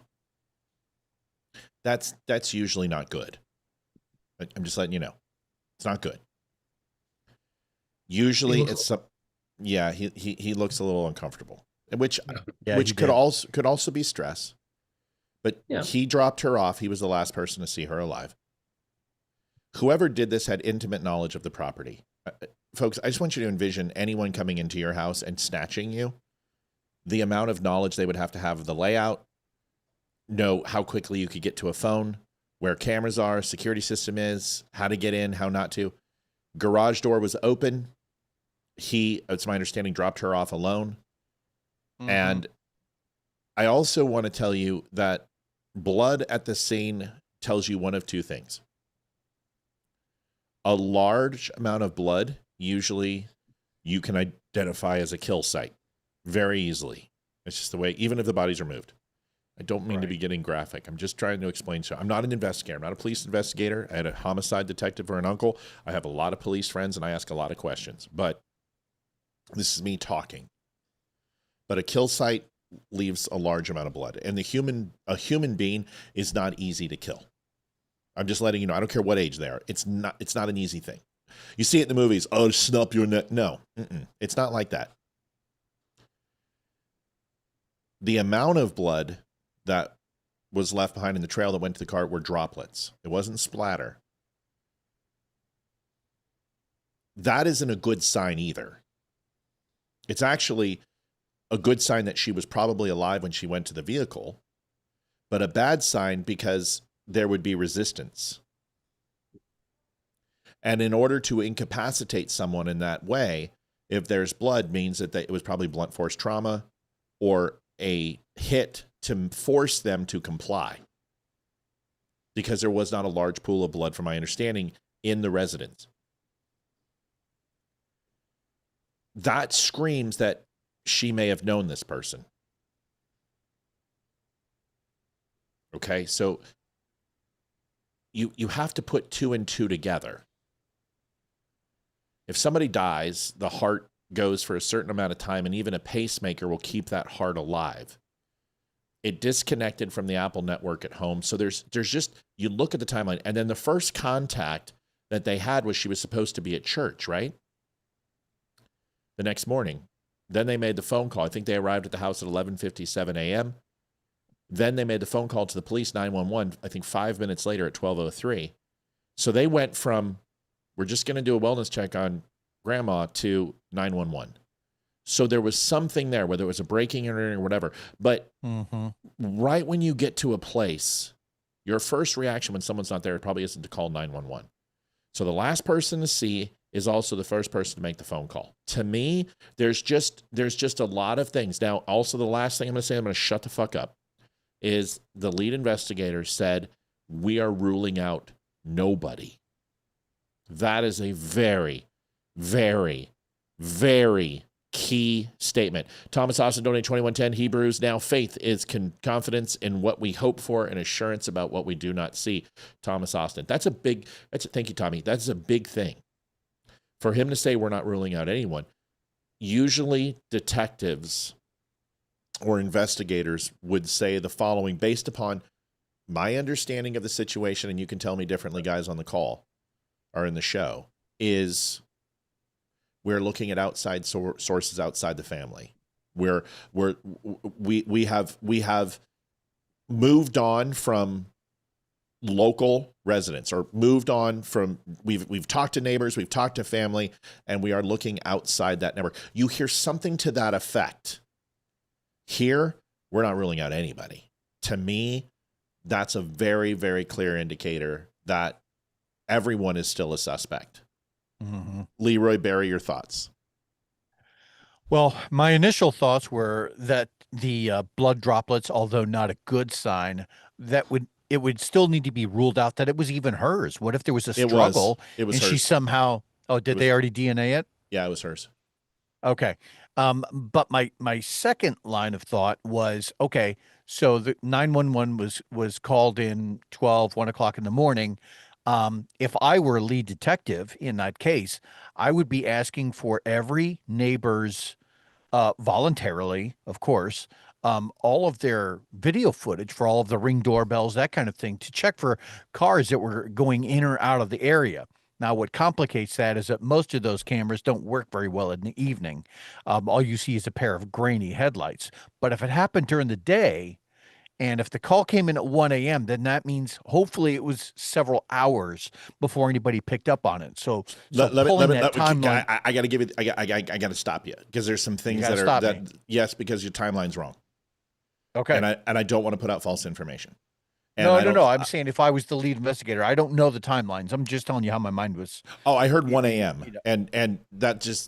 You said the 911 call happened 1 a.m. somewhere in there. I'm trying to fix what you said, because it's not correct. So I didn't. And it's not that you're wrong. It's just that I didn't give you enough information to be right. Okay. So the original drop off was, I believe, around 9:30 p.m. Garage door open between like 9:30 and 10 that evening. Then communication saw a trip of somebody moving at 2:30 a.m., 2 o'clock in the morning, somewhere around there, that the Ring doorbell, one of the cameras recognized. Yeah, I'm sorry. It's not you're wrong. I didn't give you enough information to be right. It's my fault. So 2:30 a.m. lost communication around that time with the doorbell cam. It recognized movement. Somebody had ripped the doorbell camera off, and the door had been opened without a key. Yeah, it had been breached. So the FBI removed the door. One of the cameras recognized pickup, but they could not find anything on the cloud for the images. Next morning comes around, supposed to be at church. She wasn't at church. So you're doing great. It's not you, it's me. Next morning was supposed to be at church, made a phone call to her residence. Nobody picked up, then went there. I think it was like 11:50 a.m. and then 11:57, I think. And then at 12:03 or 12:05, contacted 911. That's when they called the police. Got it.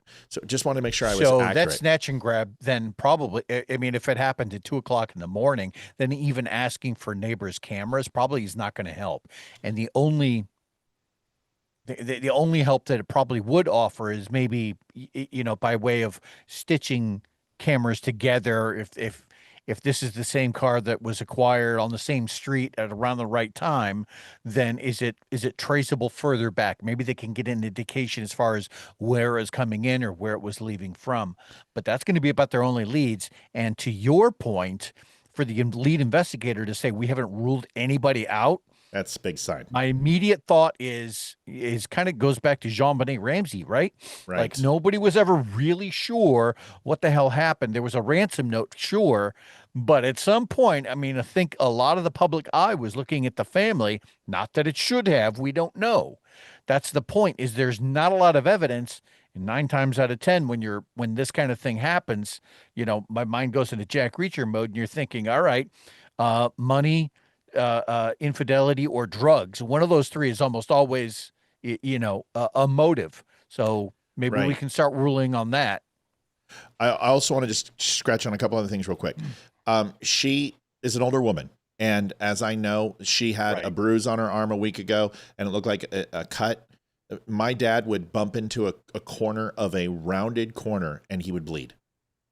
His skin was so frail, it would bleed. So it could have been something very small. We don't know. But to have only a few droplets of blood leading to the vehicle lead you to believe that it was not a massive struggle, that she was ambulatory, because moving a woman of that size is not easy. You guys don't, dead weight sucks. And it's just, there's not enough evidence, but it's just not a lot of blood on scene leads you to believe that maybe it was a wrap upside the head. Now get in the car, you're coming with me, or something, that because somebody got in, knew how to disable the cameras, knew how to get in, how to navigate to the place, and did not use it as a kill site.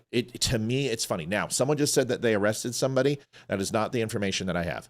They have arrested the person who sent the ransom notes as somebody in, I think, Torrance, California, who was using it as a spoof to make money to go to what they thought was an untraceable, whatever that money account they call it, Bitcoin. They've arrested that guy. But as of right now, I don't believe that they have anyone in custody. Chuck Peterson donated $50. Thank you, Chuck. Barry, your thoughts on this, man? This is, I don't want to get down too much into predicting the fortune telling type stuff. I'm just saying it does seem pretty strange. Yeah. Honestly, I don't know enough about the case to give a real intelligent response. I'm learning more from you guys, from all the blood and everything. I just didn't know any of this stuff. I know you can't go by look. When I saw the son-in-law, I just got a creepy feeling. I know you can't go by that. You can't go by the way somebody looks, but I just got a weird feeling. I don't understand the thing with, if it was him though, and he's asking for a ransom, I mean, what's going to happen? So he was going to release her. I mean, she's going to say, who kidnapped her? I don't think she was abducted. Wow. I don't think that's going to be the case. They arrested that guy. They found him, and being in California now, Arizona's the pretty much the kidnapping capital of the world, that in El Paso, Texas. I mean, it's bad down there. I mean, there's a lot of cartels that come up and they snatch people and take them down. That's possible. Right. Even an elderly lady, they would do that? They would do it. Well, listen, to me, my gut, like, just you're asking me, and this is me just speculating, and I don't do that on this show very often. I think it's going to be a family member. I think it's going to be a something more nefarious, like Leeroy just said, money or some sort of compromising, nefarious situation, or a heat of the moment passion, that and then took her and put her somewhere. And I think that's why the FBI put all three of them in that photo, that video. Right. Right. You would just, if you just wanted to be empathetic to the killer, you don't complicate it. You want to create a humanitarian connection. You want to create empathy. You want to make her seem frail and weak and small, and she's been through turmoil and she's a human. You want to create humanity. You don't need all three of them to do it. You certainly don't need a big burly guy who's looking pissed off. That doesn't create that emotional connection to this woman that they want. There's no warmth there. That's right. It actually detaches the killer, going, well, that guy's a dick. He doesn't even fucking care. I should just kill her now. So I think they put him in the shot to see how they react. And then obviously you get profilers to look and read. And both the husband and his wife look a little weird. I'm just saying, that's me. Guthrie looks like she can't even fucking pick herself up. I mean, it's more cases than not where you have a high level abduction, kidnapping, ransom situation. Police always start with the family. What happened? You know, because what happens if you just found out that, oh, you Meemaw cut you out of the will? Oh, well, let's go have a talk with her, right? Next thing you know, things get out of hand. You have to, and I'm not saying that's what happened, definitely not, but I'm saying you have to be able to rule those kinds of things out first, because motive with strangers is so much less likely.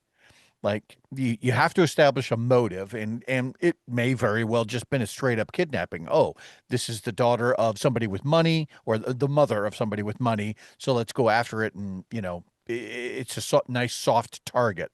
But again, that motive could be key. Carrie, who was in the video? Isn't that the son-in-law who's married to the girl on the left? Has there even been a ransom demand? Yes, they were. And listen, you guys, what we're talking about here, some of this is speculative, right? Because we're getting information in the same, breath that you are, and we're not studying this. So we're kind of learning together, right? But it's my understanding they arrested the guy in Torrance who gave a ransom note, that it was a fictitious note and he was doing it for a money plea.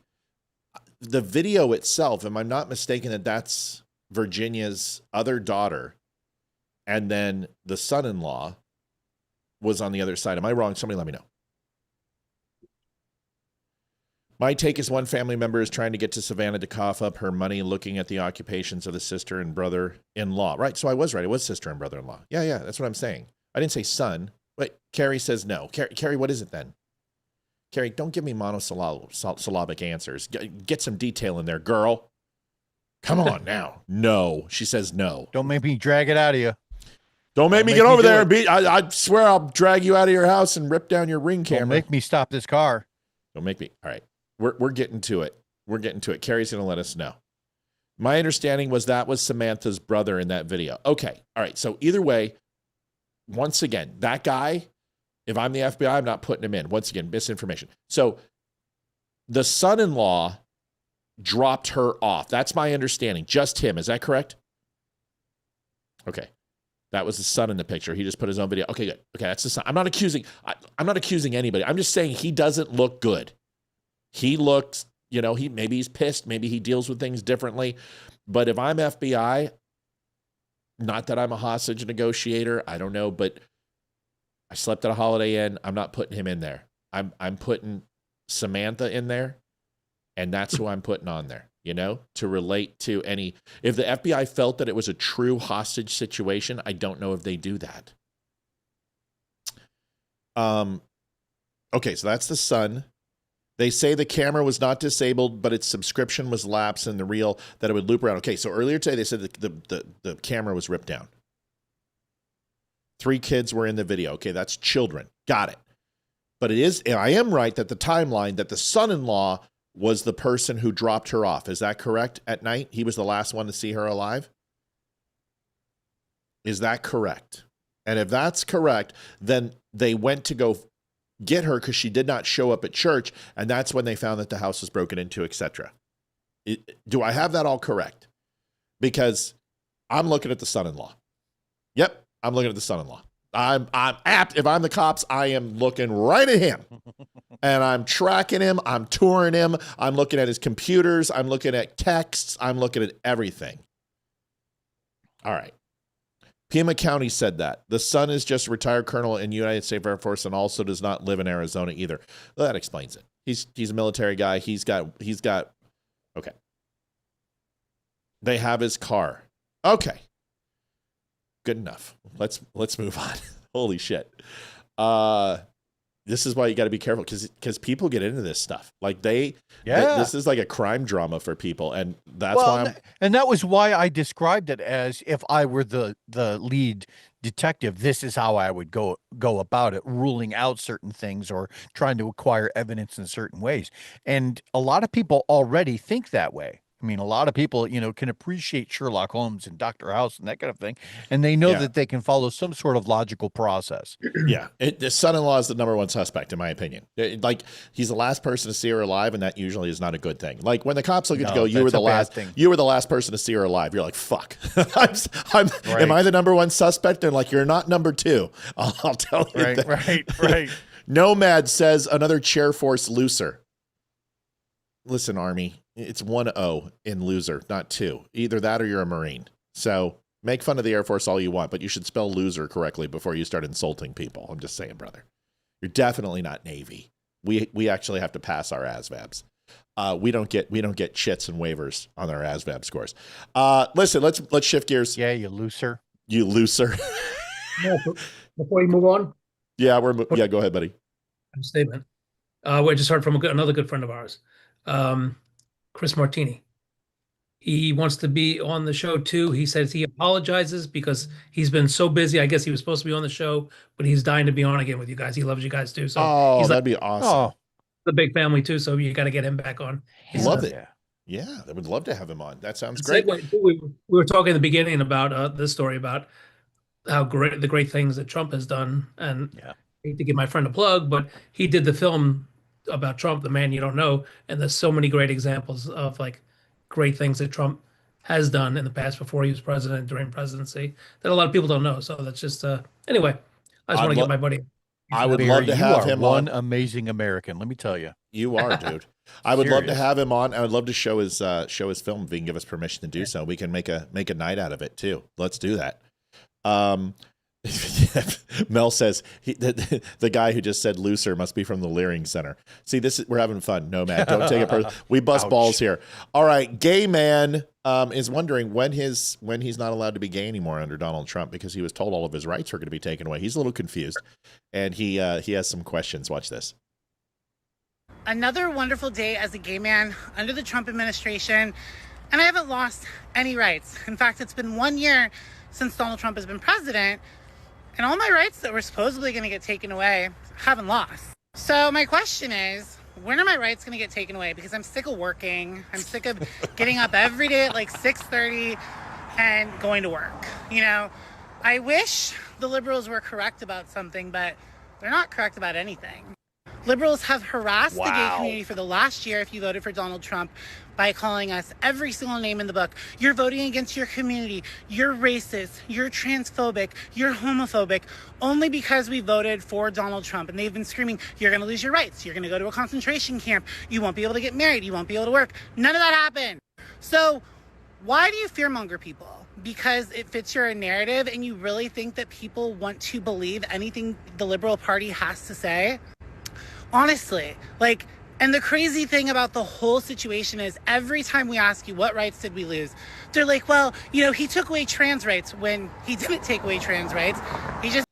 Monica, the timeline that I have is that the 911 call was like 11:57. So can we double check that, because I think the police showed up 8 minutes later, and I thought I saw that. I'll take a look at that timeline. You look too, and we'll come up with something. Doesn't want biological men and women's spaces, and honestly, that's women's rights. So if you're not for that, you're not for women.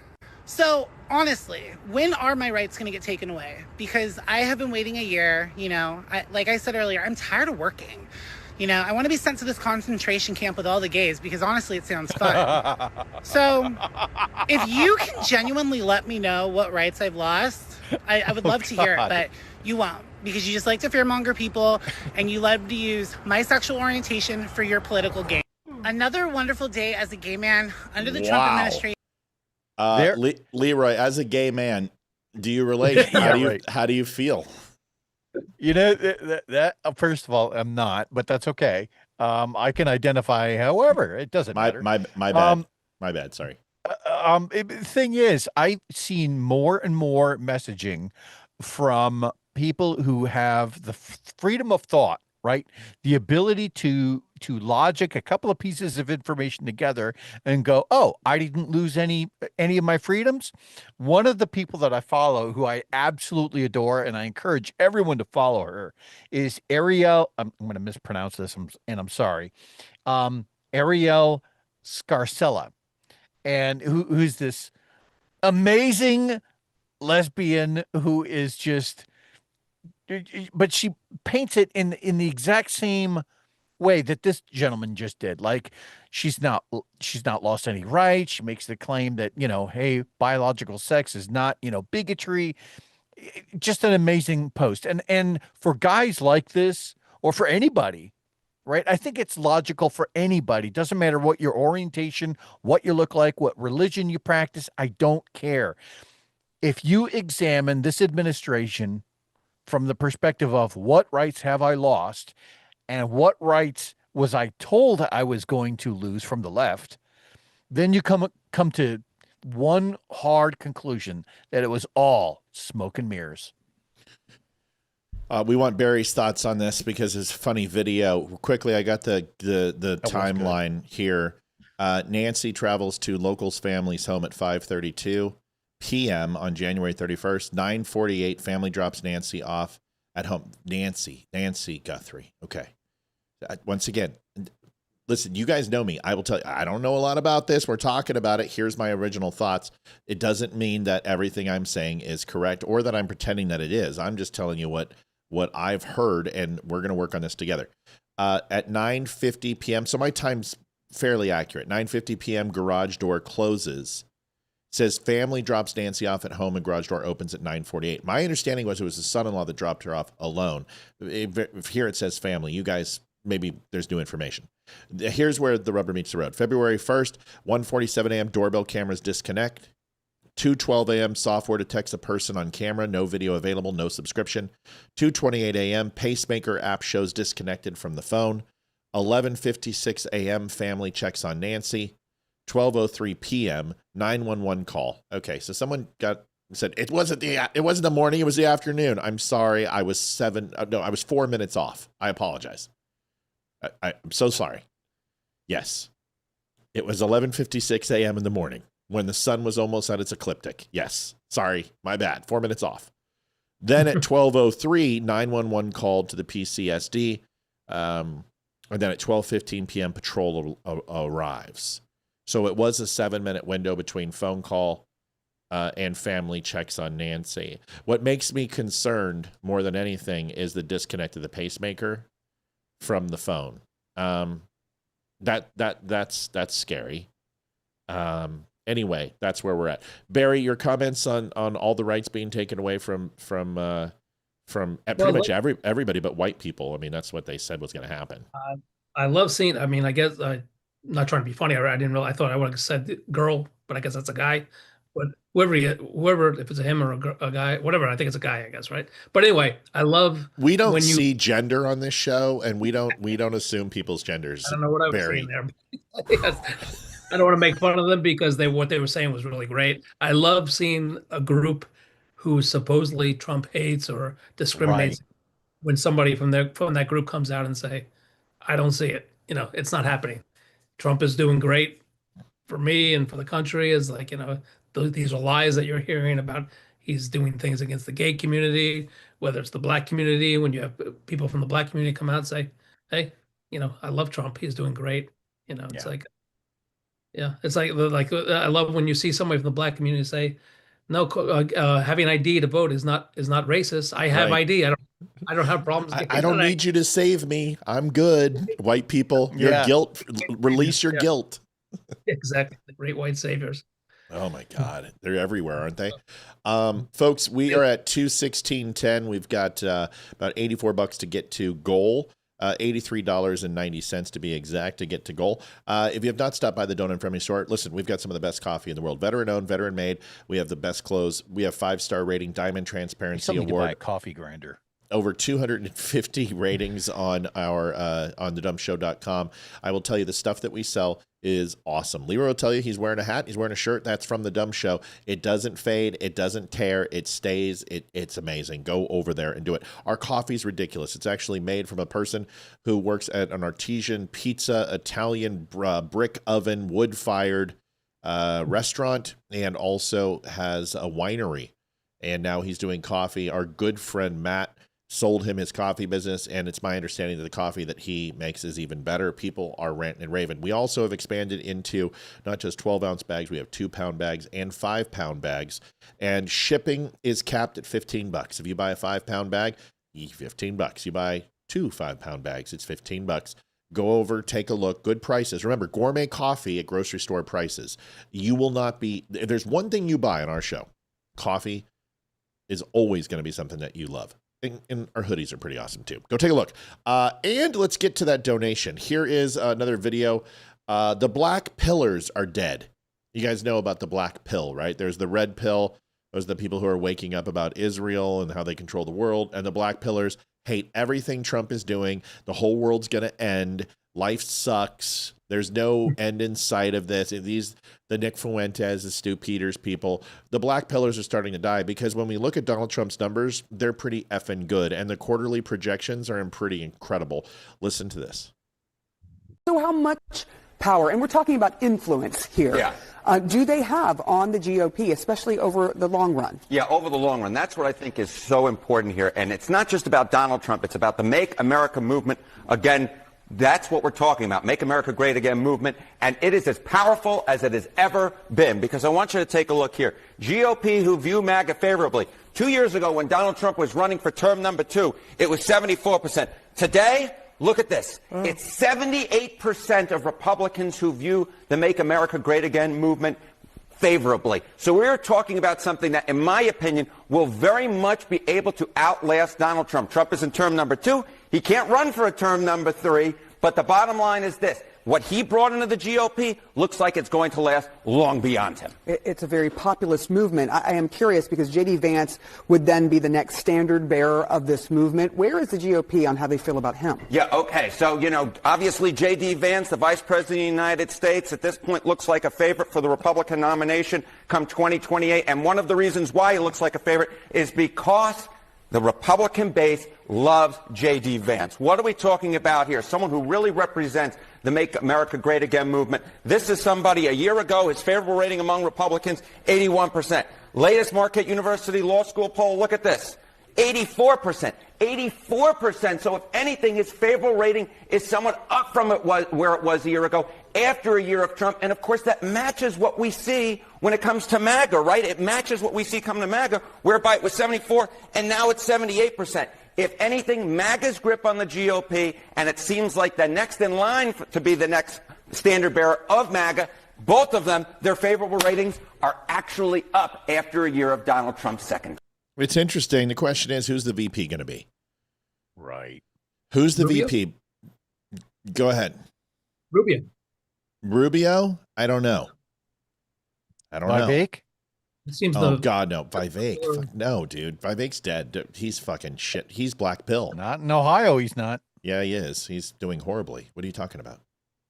I mean, last polling numbers that I saw had him not bad on here in Ohio. Yeah, against Republicans. He was kicking around the idea of running for governor here. So, well, I'm hearing a lot of, I'm even saying it could be reversed. Rubio, president, Vance, vice president. I don't necessarily agree with it, but I'm hearing that a lot. Yeah. Yeah. He's 46.9%. He's less than a 1% lead. Current trends in Ohio it's showing a +1 R. That's not good. His numbers aren't fantastic. That's not good for Ohio. 1% lead is shit. He should be higher, 4, 5, 6% as a Republican. It's going to be tight. It's going to be tough. Yeah. Listen, I'm not saying Vivek's a douchebag. There's rumors that he you kind of are. No, I'm not. His numbers are shit, is what I said. Did I say he was shit? Why are you so sensitive, dude? Why are you on your knees? I'm making for a joke. Oh, I'm just wondering. You've never. Oh, yes, you have. You've always been a Vivek guy. Oh, that's why. I forgot. You like him. I like him. Yeah. Yeah. I don't. I don't. I don't. And you know why I don't is his pharmaceutical ties. I'm not a big fan of that. And he pushed COVID, and he also trashed Trump. Paul Rivera, 51.99. Great show tonight, Barry. Always good to see here with us. Thank you. 1% isn't great for Ohio. Thank you so much, Paul. It's not great for Ohio. We'll see how he does. I don't. Let me be honest. I don't hate him. He grew on me at the end, but I always knew that he wasn't a Trumper. And he wrote a book. He wrote a book on Trump, literally just freaking trashing the shit out of him.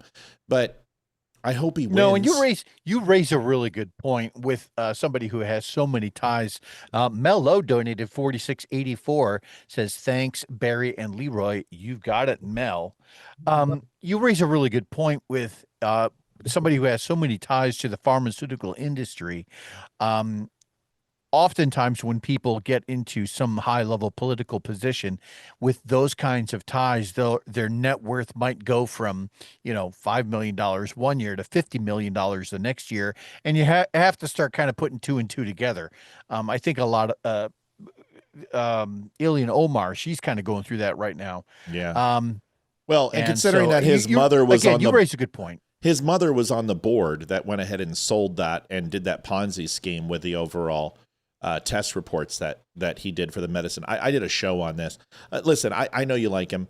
I want him to win in Ohio, but a 1% lead in Ohio is not good. I mean, it's red, and especially with the flux, it depends. And now he's not on Trump's coattails, and people are kind of burned on him, man. They felt that the whole Elon thing in him, and that there was that conflict, and he bailed on Trump. And Trump hasn't been really pushing for him. So will he get the turnout? I don't know. We'll get closer to it. And you like him. And listen, I like his brain. I don't trust him. He reminds me of a slick Willie. That's all. But I want him to win because he's a Republican, kinda. You outed me. You're out of me. You don't like him. Oh yeah? Why the fuck do you think I don't like him? Because you don't. Oh, well, you're right. I don't. But that doesn't mean you can say it. Do you see Rubio, Barry? You see Rubio taken possibly? I mean, it would be very weird for State Department, Secretary of State to jump the vice president. That's a little faux pas, but do you see Rubio as a good choice? Well, isn't he supposedly holding about 20 jobs right now? So right. He is. He's like, if the Pope goes down again, Rubio's going to get it. So no, but I think since he's been in the administration, he's really. I've always liked him, but I never thought he would be strong as a presidential candidate. I'm starting to change that a little. He just seems like he's a little more of a badass now, and just really he is good. Little Rubio doesn't stick, does it? Yeah, right. Then anymore. No, he's been doing a good job. I'm really liking him now. So you never know. The question is, will America take a JD Vance and a Rubio? And I don't know if that's the question that we can say yet. I think people are going to want a little soft. I don't know. The running mate is going to be. It really depends who Newsom picks, right? Or Kamala. If it's Kamala, it's JD Vance and whoever, because JD is going to just fucking destroy her, and it won't matter. The debates will just be a complete. It's going to be such a joke. She's going to pull out Venn diagrams. But the VP is going to be important in this. But honestly, scratch that. JD's Vance, he's very good health, his age, he's a young man. People really don't care about the VP. It was very important with Trump and Biden because of their ages, you know? Yeah. All right. Well, we're going to find out. Hegseth? Yeah, I think of that. You're going to lose the woman's vote. You put Hegseth on there, you're going to lose all the women. I mean, all the independents. I can see where he would be considered just as divisive as Trump in a lot of ways. Yeah. Yeah. And JD's already going to be a tough pill for people to swallow. I think, listen, I think you're too far away from the presidential. It depends how the primaries go. If the primaries go well, which they're not going to, but if they do, which they won't, and the midterms do strong, which they're not going to, but if they do, you could have a JD and who cares? I think they're going to have to move away from Trump. And I think Donald Trump knows that too. I think he's going to do whatever he can to get the House and the Senate. But eventually they're going to have to part ways, because if they win the House and the Senate, Donald Trump's probably going to be impeached. And this time they'll convict him. And it doesn't matter what it is. He's done nothing wrong. It doesn't fucking matter. We know what they're going to do. And there's enough Republican traitor and turncoats to vote alongside, because Trump will not have the power to stop them anymore, in their opinion. There's a lot of people who don't like Trump in the Senate, and we just need to understand and embrace that. And it is what it is. Then we lose the country if that happens. Well, yeah. Well, that's why Republicans hear the words coming out of my mouth. You gotta go vote. Yeah, right. Gotta vote. Yeah. Pretend Trump's on the ticket, man. Vote. Right. Is that what happened in Virginia, you think? A lot of them didn't come out to vote? No, because look who you had. You had Governor Youngkin, who was not the biggest Trump fan, who did not have Trump tour out here. You had Winsome Sears, who talked shit about Trump. And honestly, they just didn't, the candidates, nobody was excited about them. Same thing in New Jersey and New York. I mean, I'm not ripping on the candidates, but you have a 3-time loser run. Then you had Hell's Angel guy. What was his name? Guardian Angel. What was his name? Oh yeah, Hell's Angel. Curtis Leeroy. Yeah, Sliwa, nice guy. Guy I would have a beer with. Guy I would do just about anything for.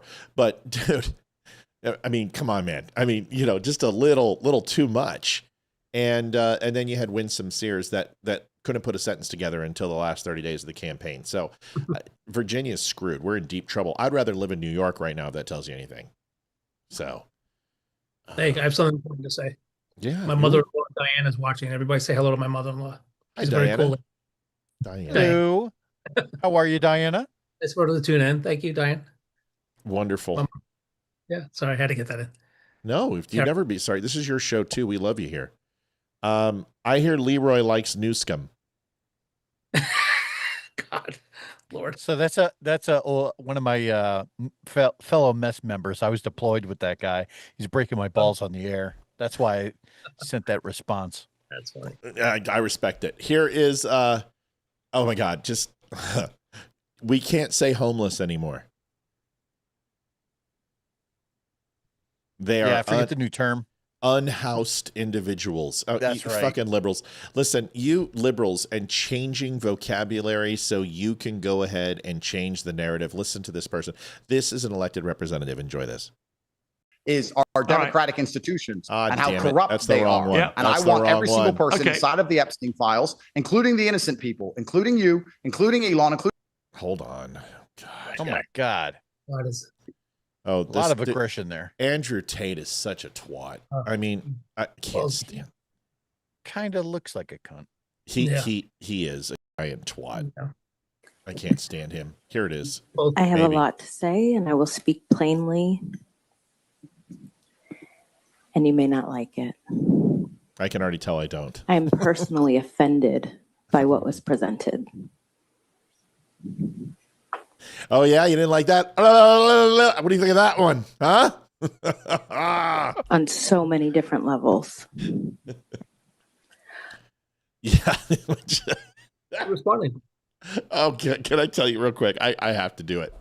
I had a senior chief on the USS Blue Ridge, and I won't say their name. And Leeroy will tell you, because he's a chief, and he'll tell you how serious this is. Like, this is old salt. This is a senior chief that should have been a master chief, but got busted down so many times. And he's in line, and we're doing morning muster. And we mustered with the OSs, we mustered with the CTs, the cryptologists, the operations specialists, and a few others. Combat, yeah. Essentially, yeah. Combat OCS was we would all line up, and we would have our dungarees and have our gig lines, and they would muster and check us, and sure everyone's shaved, right? Sure. And the first class would be there, and then the senior chief was there, just literally doing nothing, and the chief was there, and and it was just a morning briefing in the hallway. That was it, and then we get out, okay? And what can I say her name? Yes, I can. Yes, ISSA Wegman comes in. Michelle Wegman comes in, and she is about 5'2", 140 pounds, black hair, teeth are not good, but once you're deployed for 3 months, she literally looks like Cindy Crawford. Yeah, she's just like, you don't even need beer goggles. You're just like, oh yeah. Right. She's an at C9. She's gonna right. Exactly. Right. So she goes in, and she was always a mess. Her gig line literally looked like the San Andreas fault.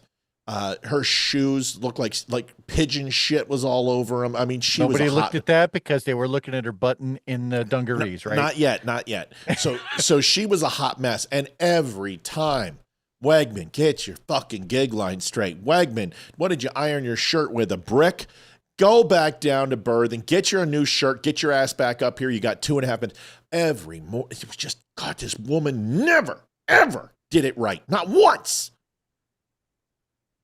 Somebody must have said something to her. She must have found a guy that, like, in port told her, oh, you're so pretty. I love you. Long time, whatever. Something happened. And she shows up to muster. And her hair is curled. It's 4 inches above the collar. She's wearing her silver flat matte earrings, not for officers, which are gold. The 4mm balls. Yep. 4mm ball earrings. Yep. And her shirt is C-pressed. Like, it literally looked like she took her dungaree and put it outside and catch the salt water. Because there's two types. You always know the people who've been on a ship for a while. The people with the dungarees that are light blue and almost faded like a terry cloth. Those are the people who've been washing their shit with salt water and using stay flow starch to turn that fucking shirt almost light baby blue. Those are the people who've been there. And her shirt looked like it was touched by a cotton candy Smurf. And you could cut King Neptune himself watched that. Yeah. Yes. And she had lines down her shirt that you could cut. Oh, yes. It was beautiful. And her dungarees were pressed. Her gig line, her buckle, her flat buckle looked like it was silver chrome. And she looked shit hot. I'm not kidding. And she walked in, and Senior Chief goes in and goes, Wegman, goes, you look awfully nice today. And might I say, you look very, very well kept. You look good. You're squared away. You look real good. And you would think that she would be like, thank you, Senior Chief. My career starts now. Right. But the look on her face was like, you motherfucker. And you could hear a pin drop in that hallway. Lo and behold, scuttlebutt started to go around the ship because she literally 3 raps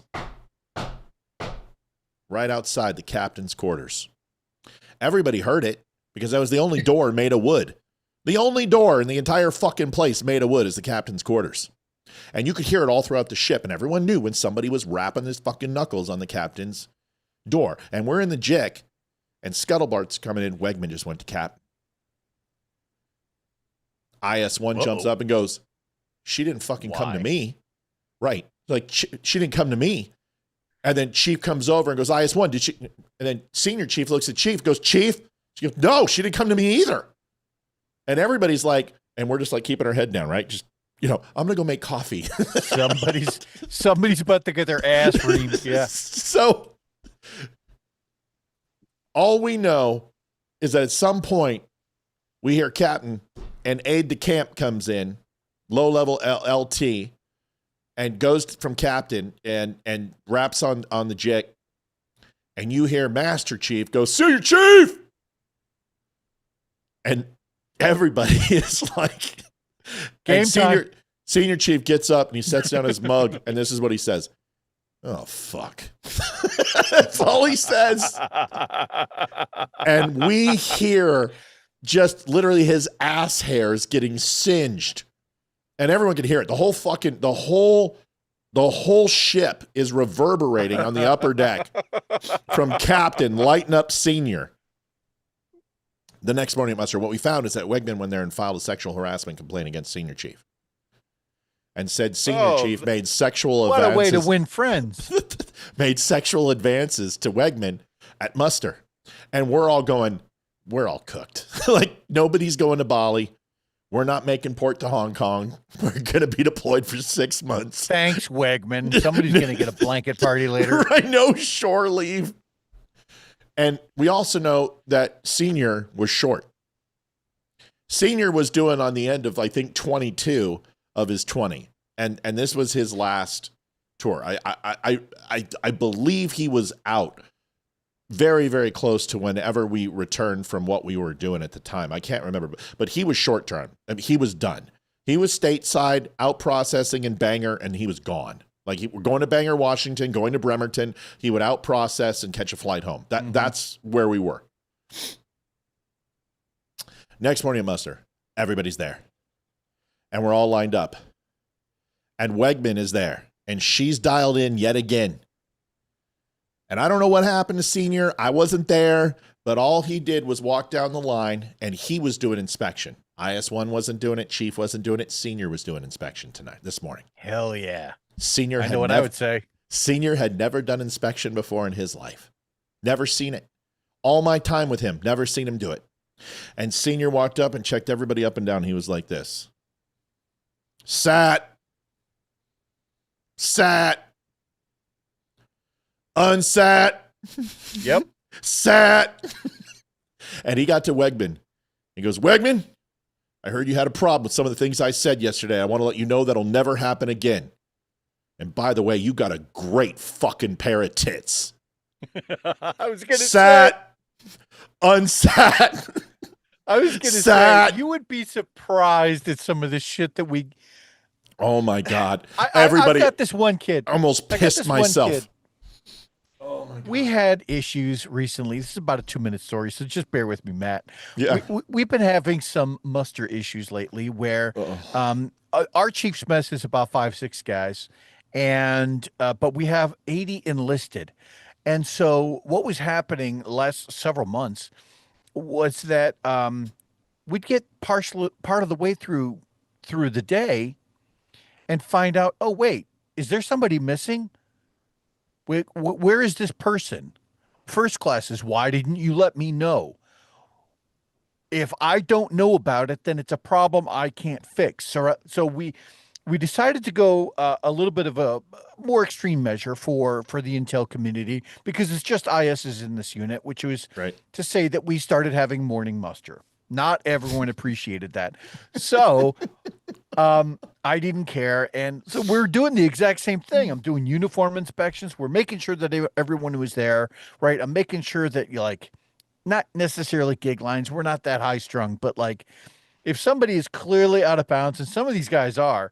And so there's this one kid that I absolutely adore. He is the exact same age as my oldest son, right?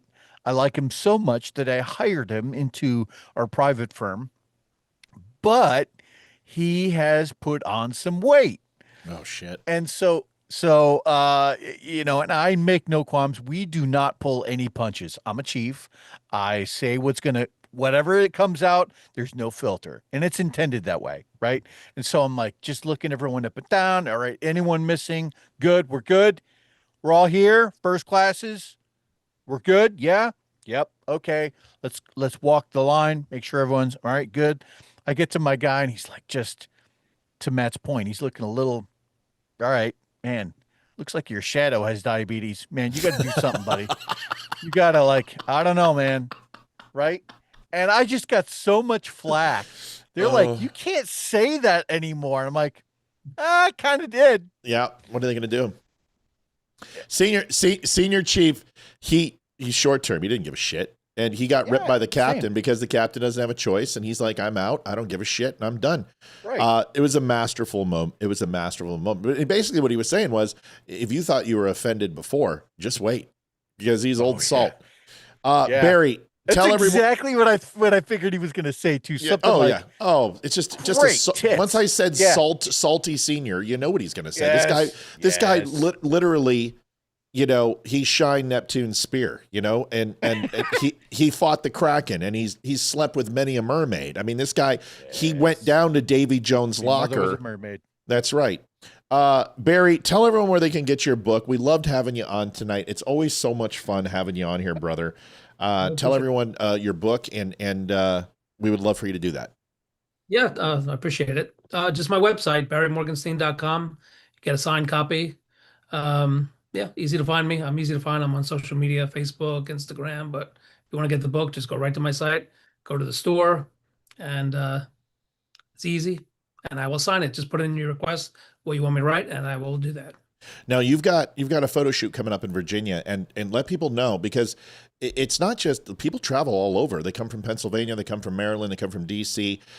We came from like pretty much West Virginia to do our photo shoot with you. Can you walk people through that a little bit so they can figure out you know, if it's good for them, because we highly recommend it, and tell them all about it.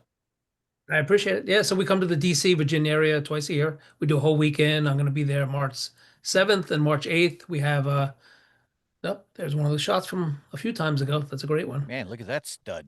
Yeah. So we got the whole team. We got a makeup, hair and makeup. We have food, we have music, we have behind the scenes videos, interviews, and you get great headshots like Leeroy right there. Perfect. Look at that. Both of those shots. It takes a lot to make me look good, and Barry does an amazing look at that guy. My God. Great. Oh. Yeah. I love those. I haven't seen the one on the right end, Leeroy. That's a great one. I forgot about that one. Yeah. I mean, I always post the one in uniform, but that's a good shot. I got to post. There you go. That's it. I love it. You know, probably one of the most endearing moments that Leeroy probably didn't care about, but my boy, I even told Barry there's a little jealousy going on when he was in his chief dress, and you know, because I didn't want to leave the Navy. I love the Navy. I wanted to do it for the rest of my life, and I'm so glad I did, because I would never have met my wife, and I wouldn't have my beautiful kids, and I probably wouldn't even have met Leeroy and Barry and everybody else. So you can't just reflect, but there was just this little twinge of I even told Leeroy this. There was jealousy there. Man, look at that hottie. Oh, and yeah, he's the girl. And just a little bit of jealousy there, but still had to make sure that his uniform was squared away. That he was representing the salad, that his lines were solid, that he was holding his cap correctly, those little things, because he's my boy. And it was a great time. And if you guys have not had a chance, please go sign up. Go to barrymorgenstein.com. Do it. I don't care what business you're in. I don't care if you're just looking for family photos. It will be, you'll be treated like royalty, and his eye for detail is incredible. He's one of the best in the business. He has photographed Megyn Kelly. He has photographed Tucker Carlson, pretty much everyone on Fox, every major conservative military or podcast influencer, news host, celebrities, actors, actresses. He's done it all. And I tell you, it's the greatest thing best money I've ever spent. And then actually, we're going to be in McLean, Virginia this time. We're usually in Alexandria. We're back to our original location in McLean. So it's going to be a beautiful home. You're closer to me. Okay. I'll stop by and say hello at least. I think we're going to. If not, go and get some updated photos. I'll talk to Olivia, because maybe bring the kids down too. So, sure. Yeah, that'd be great. When is that? March 7th, March 8th. I'll be in town.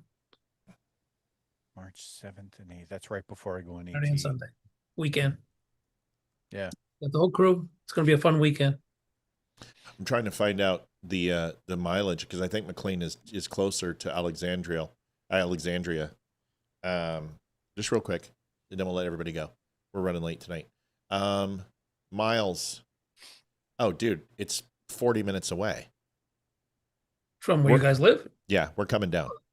Oh, yeah. And you know what's more important than that? That means you can't skate and not come up. It's 40 minutes away, Barry.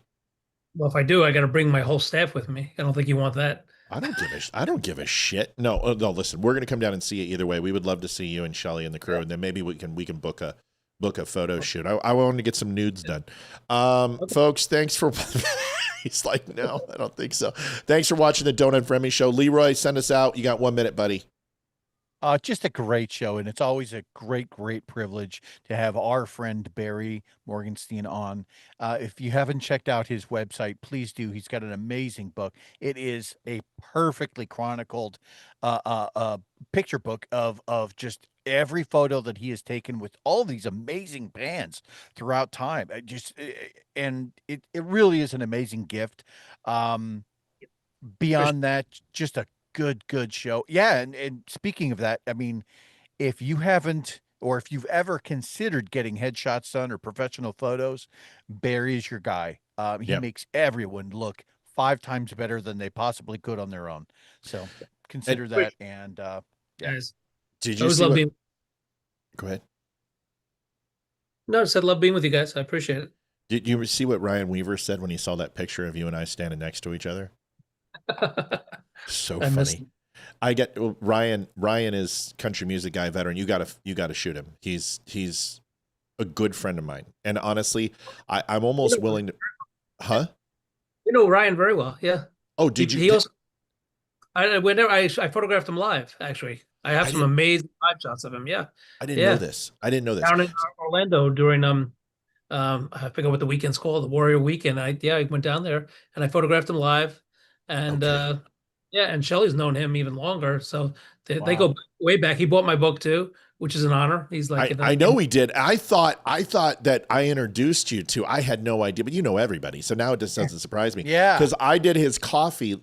I did his design for his coffee, and then we just became friends on the show, and now we just get along. But anyway, yeah, that was it. So what happened was, you know that picture where I'm standing, you and I are talking, and they took that candid shot of us?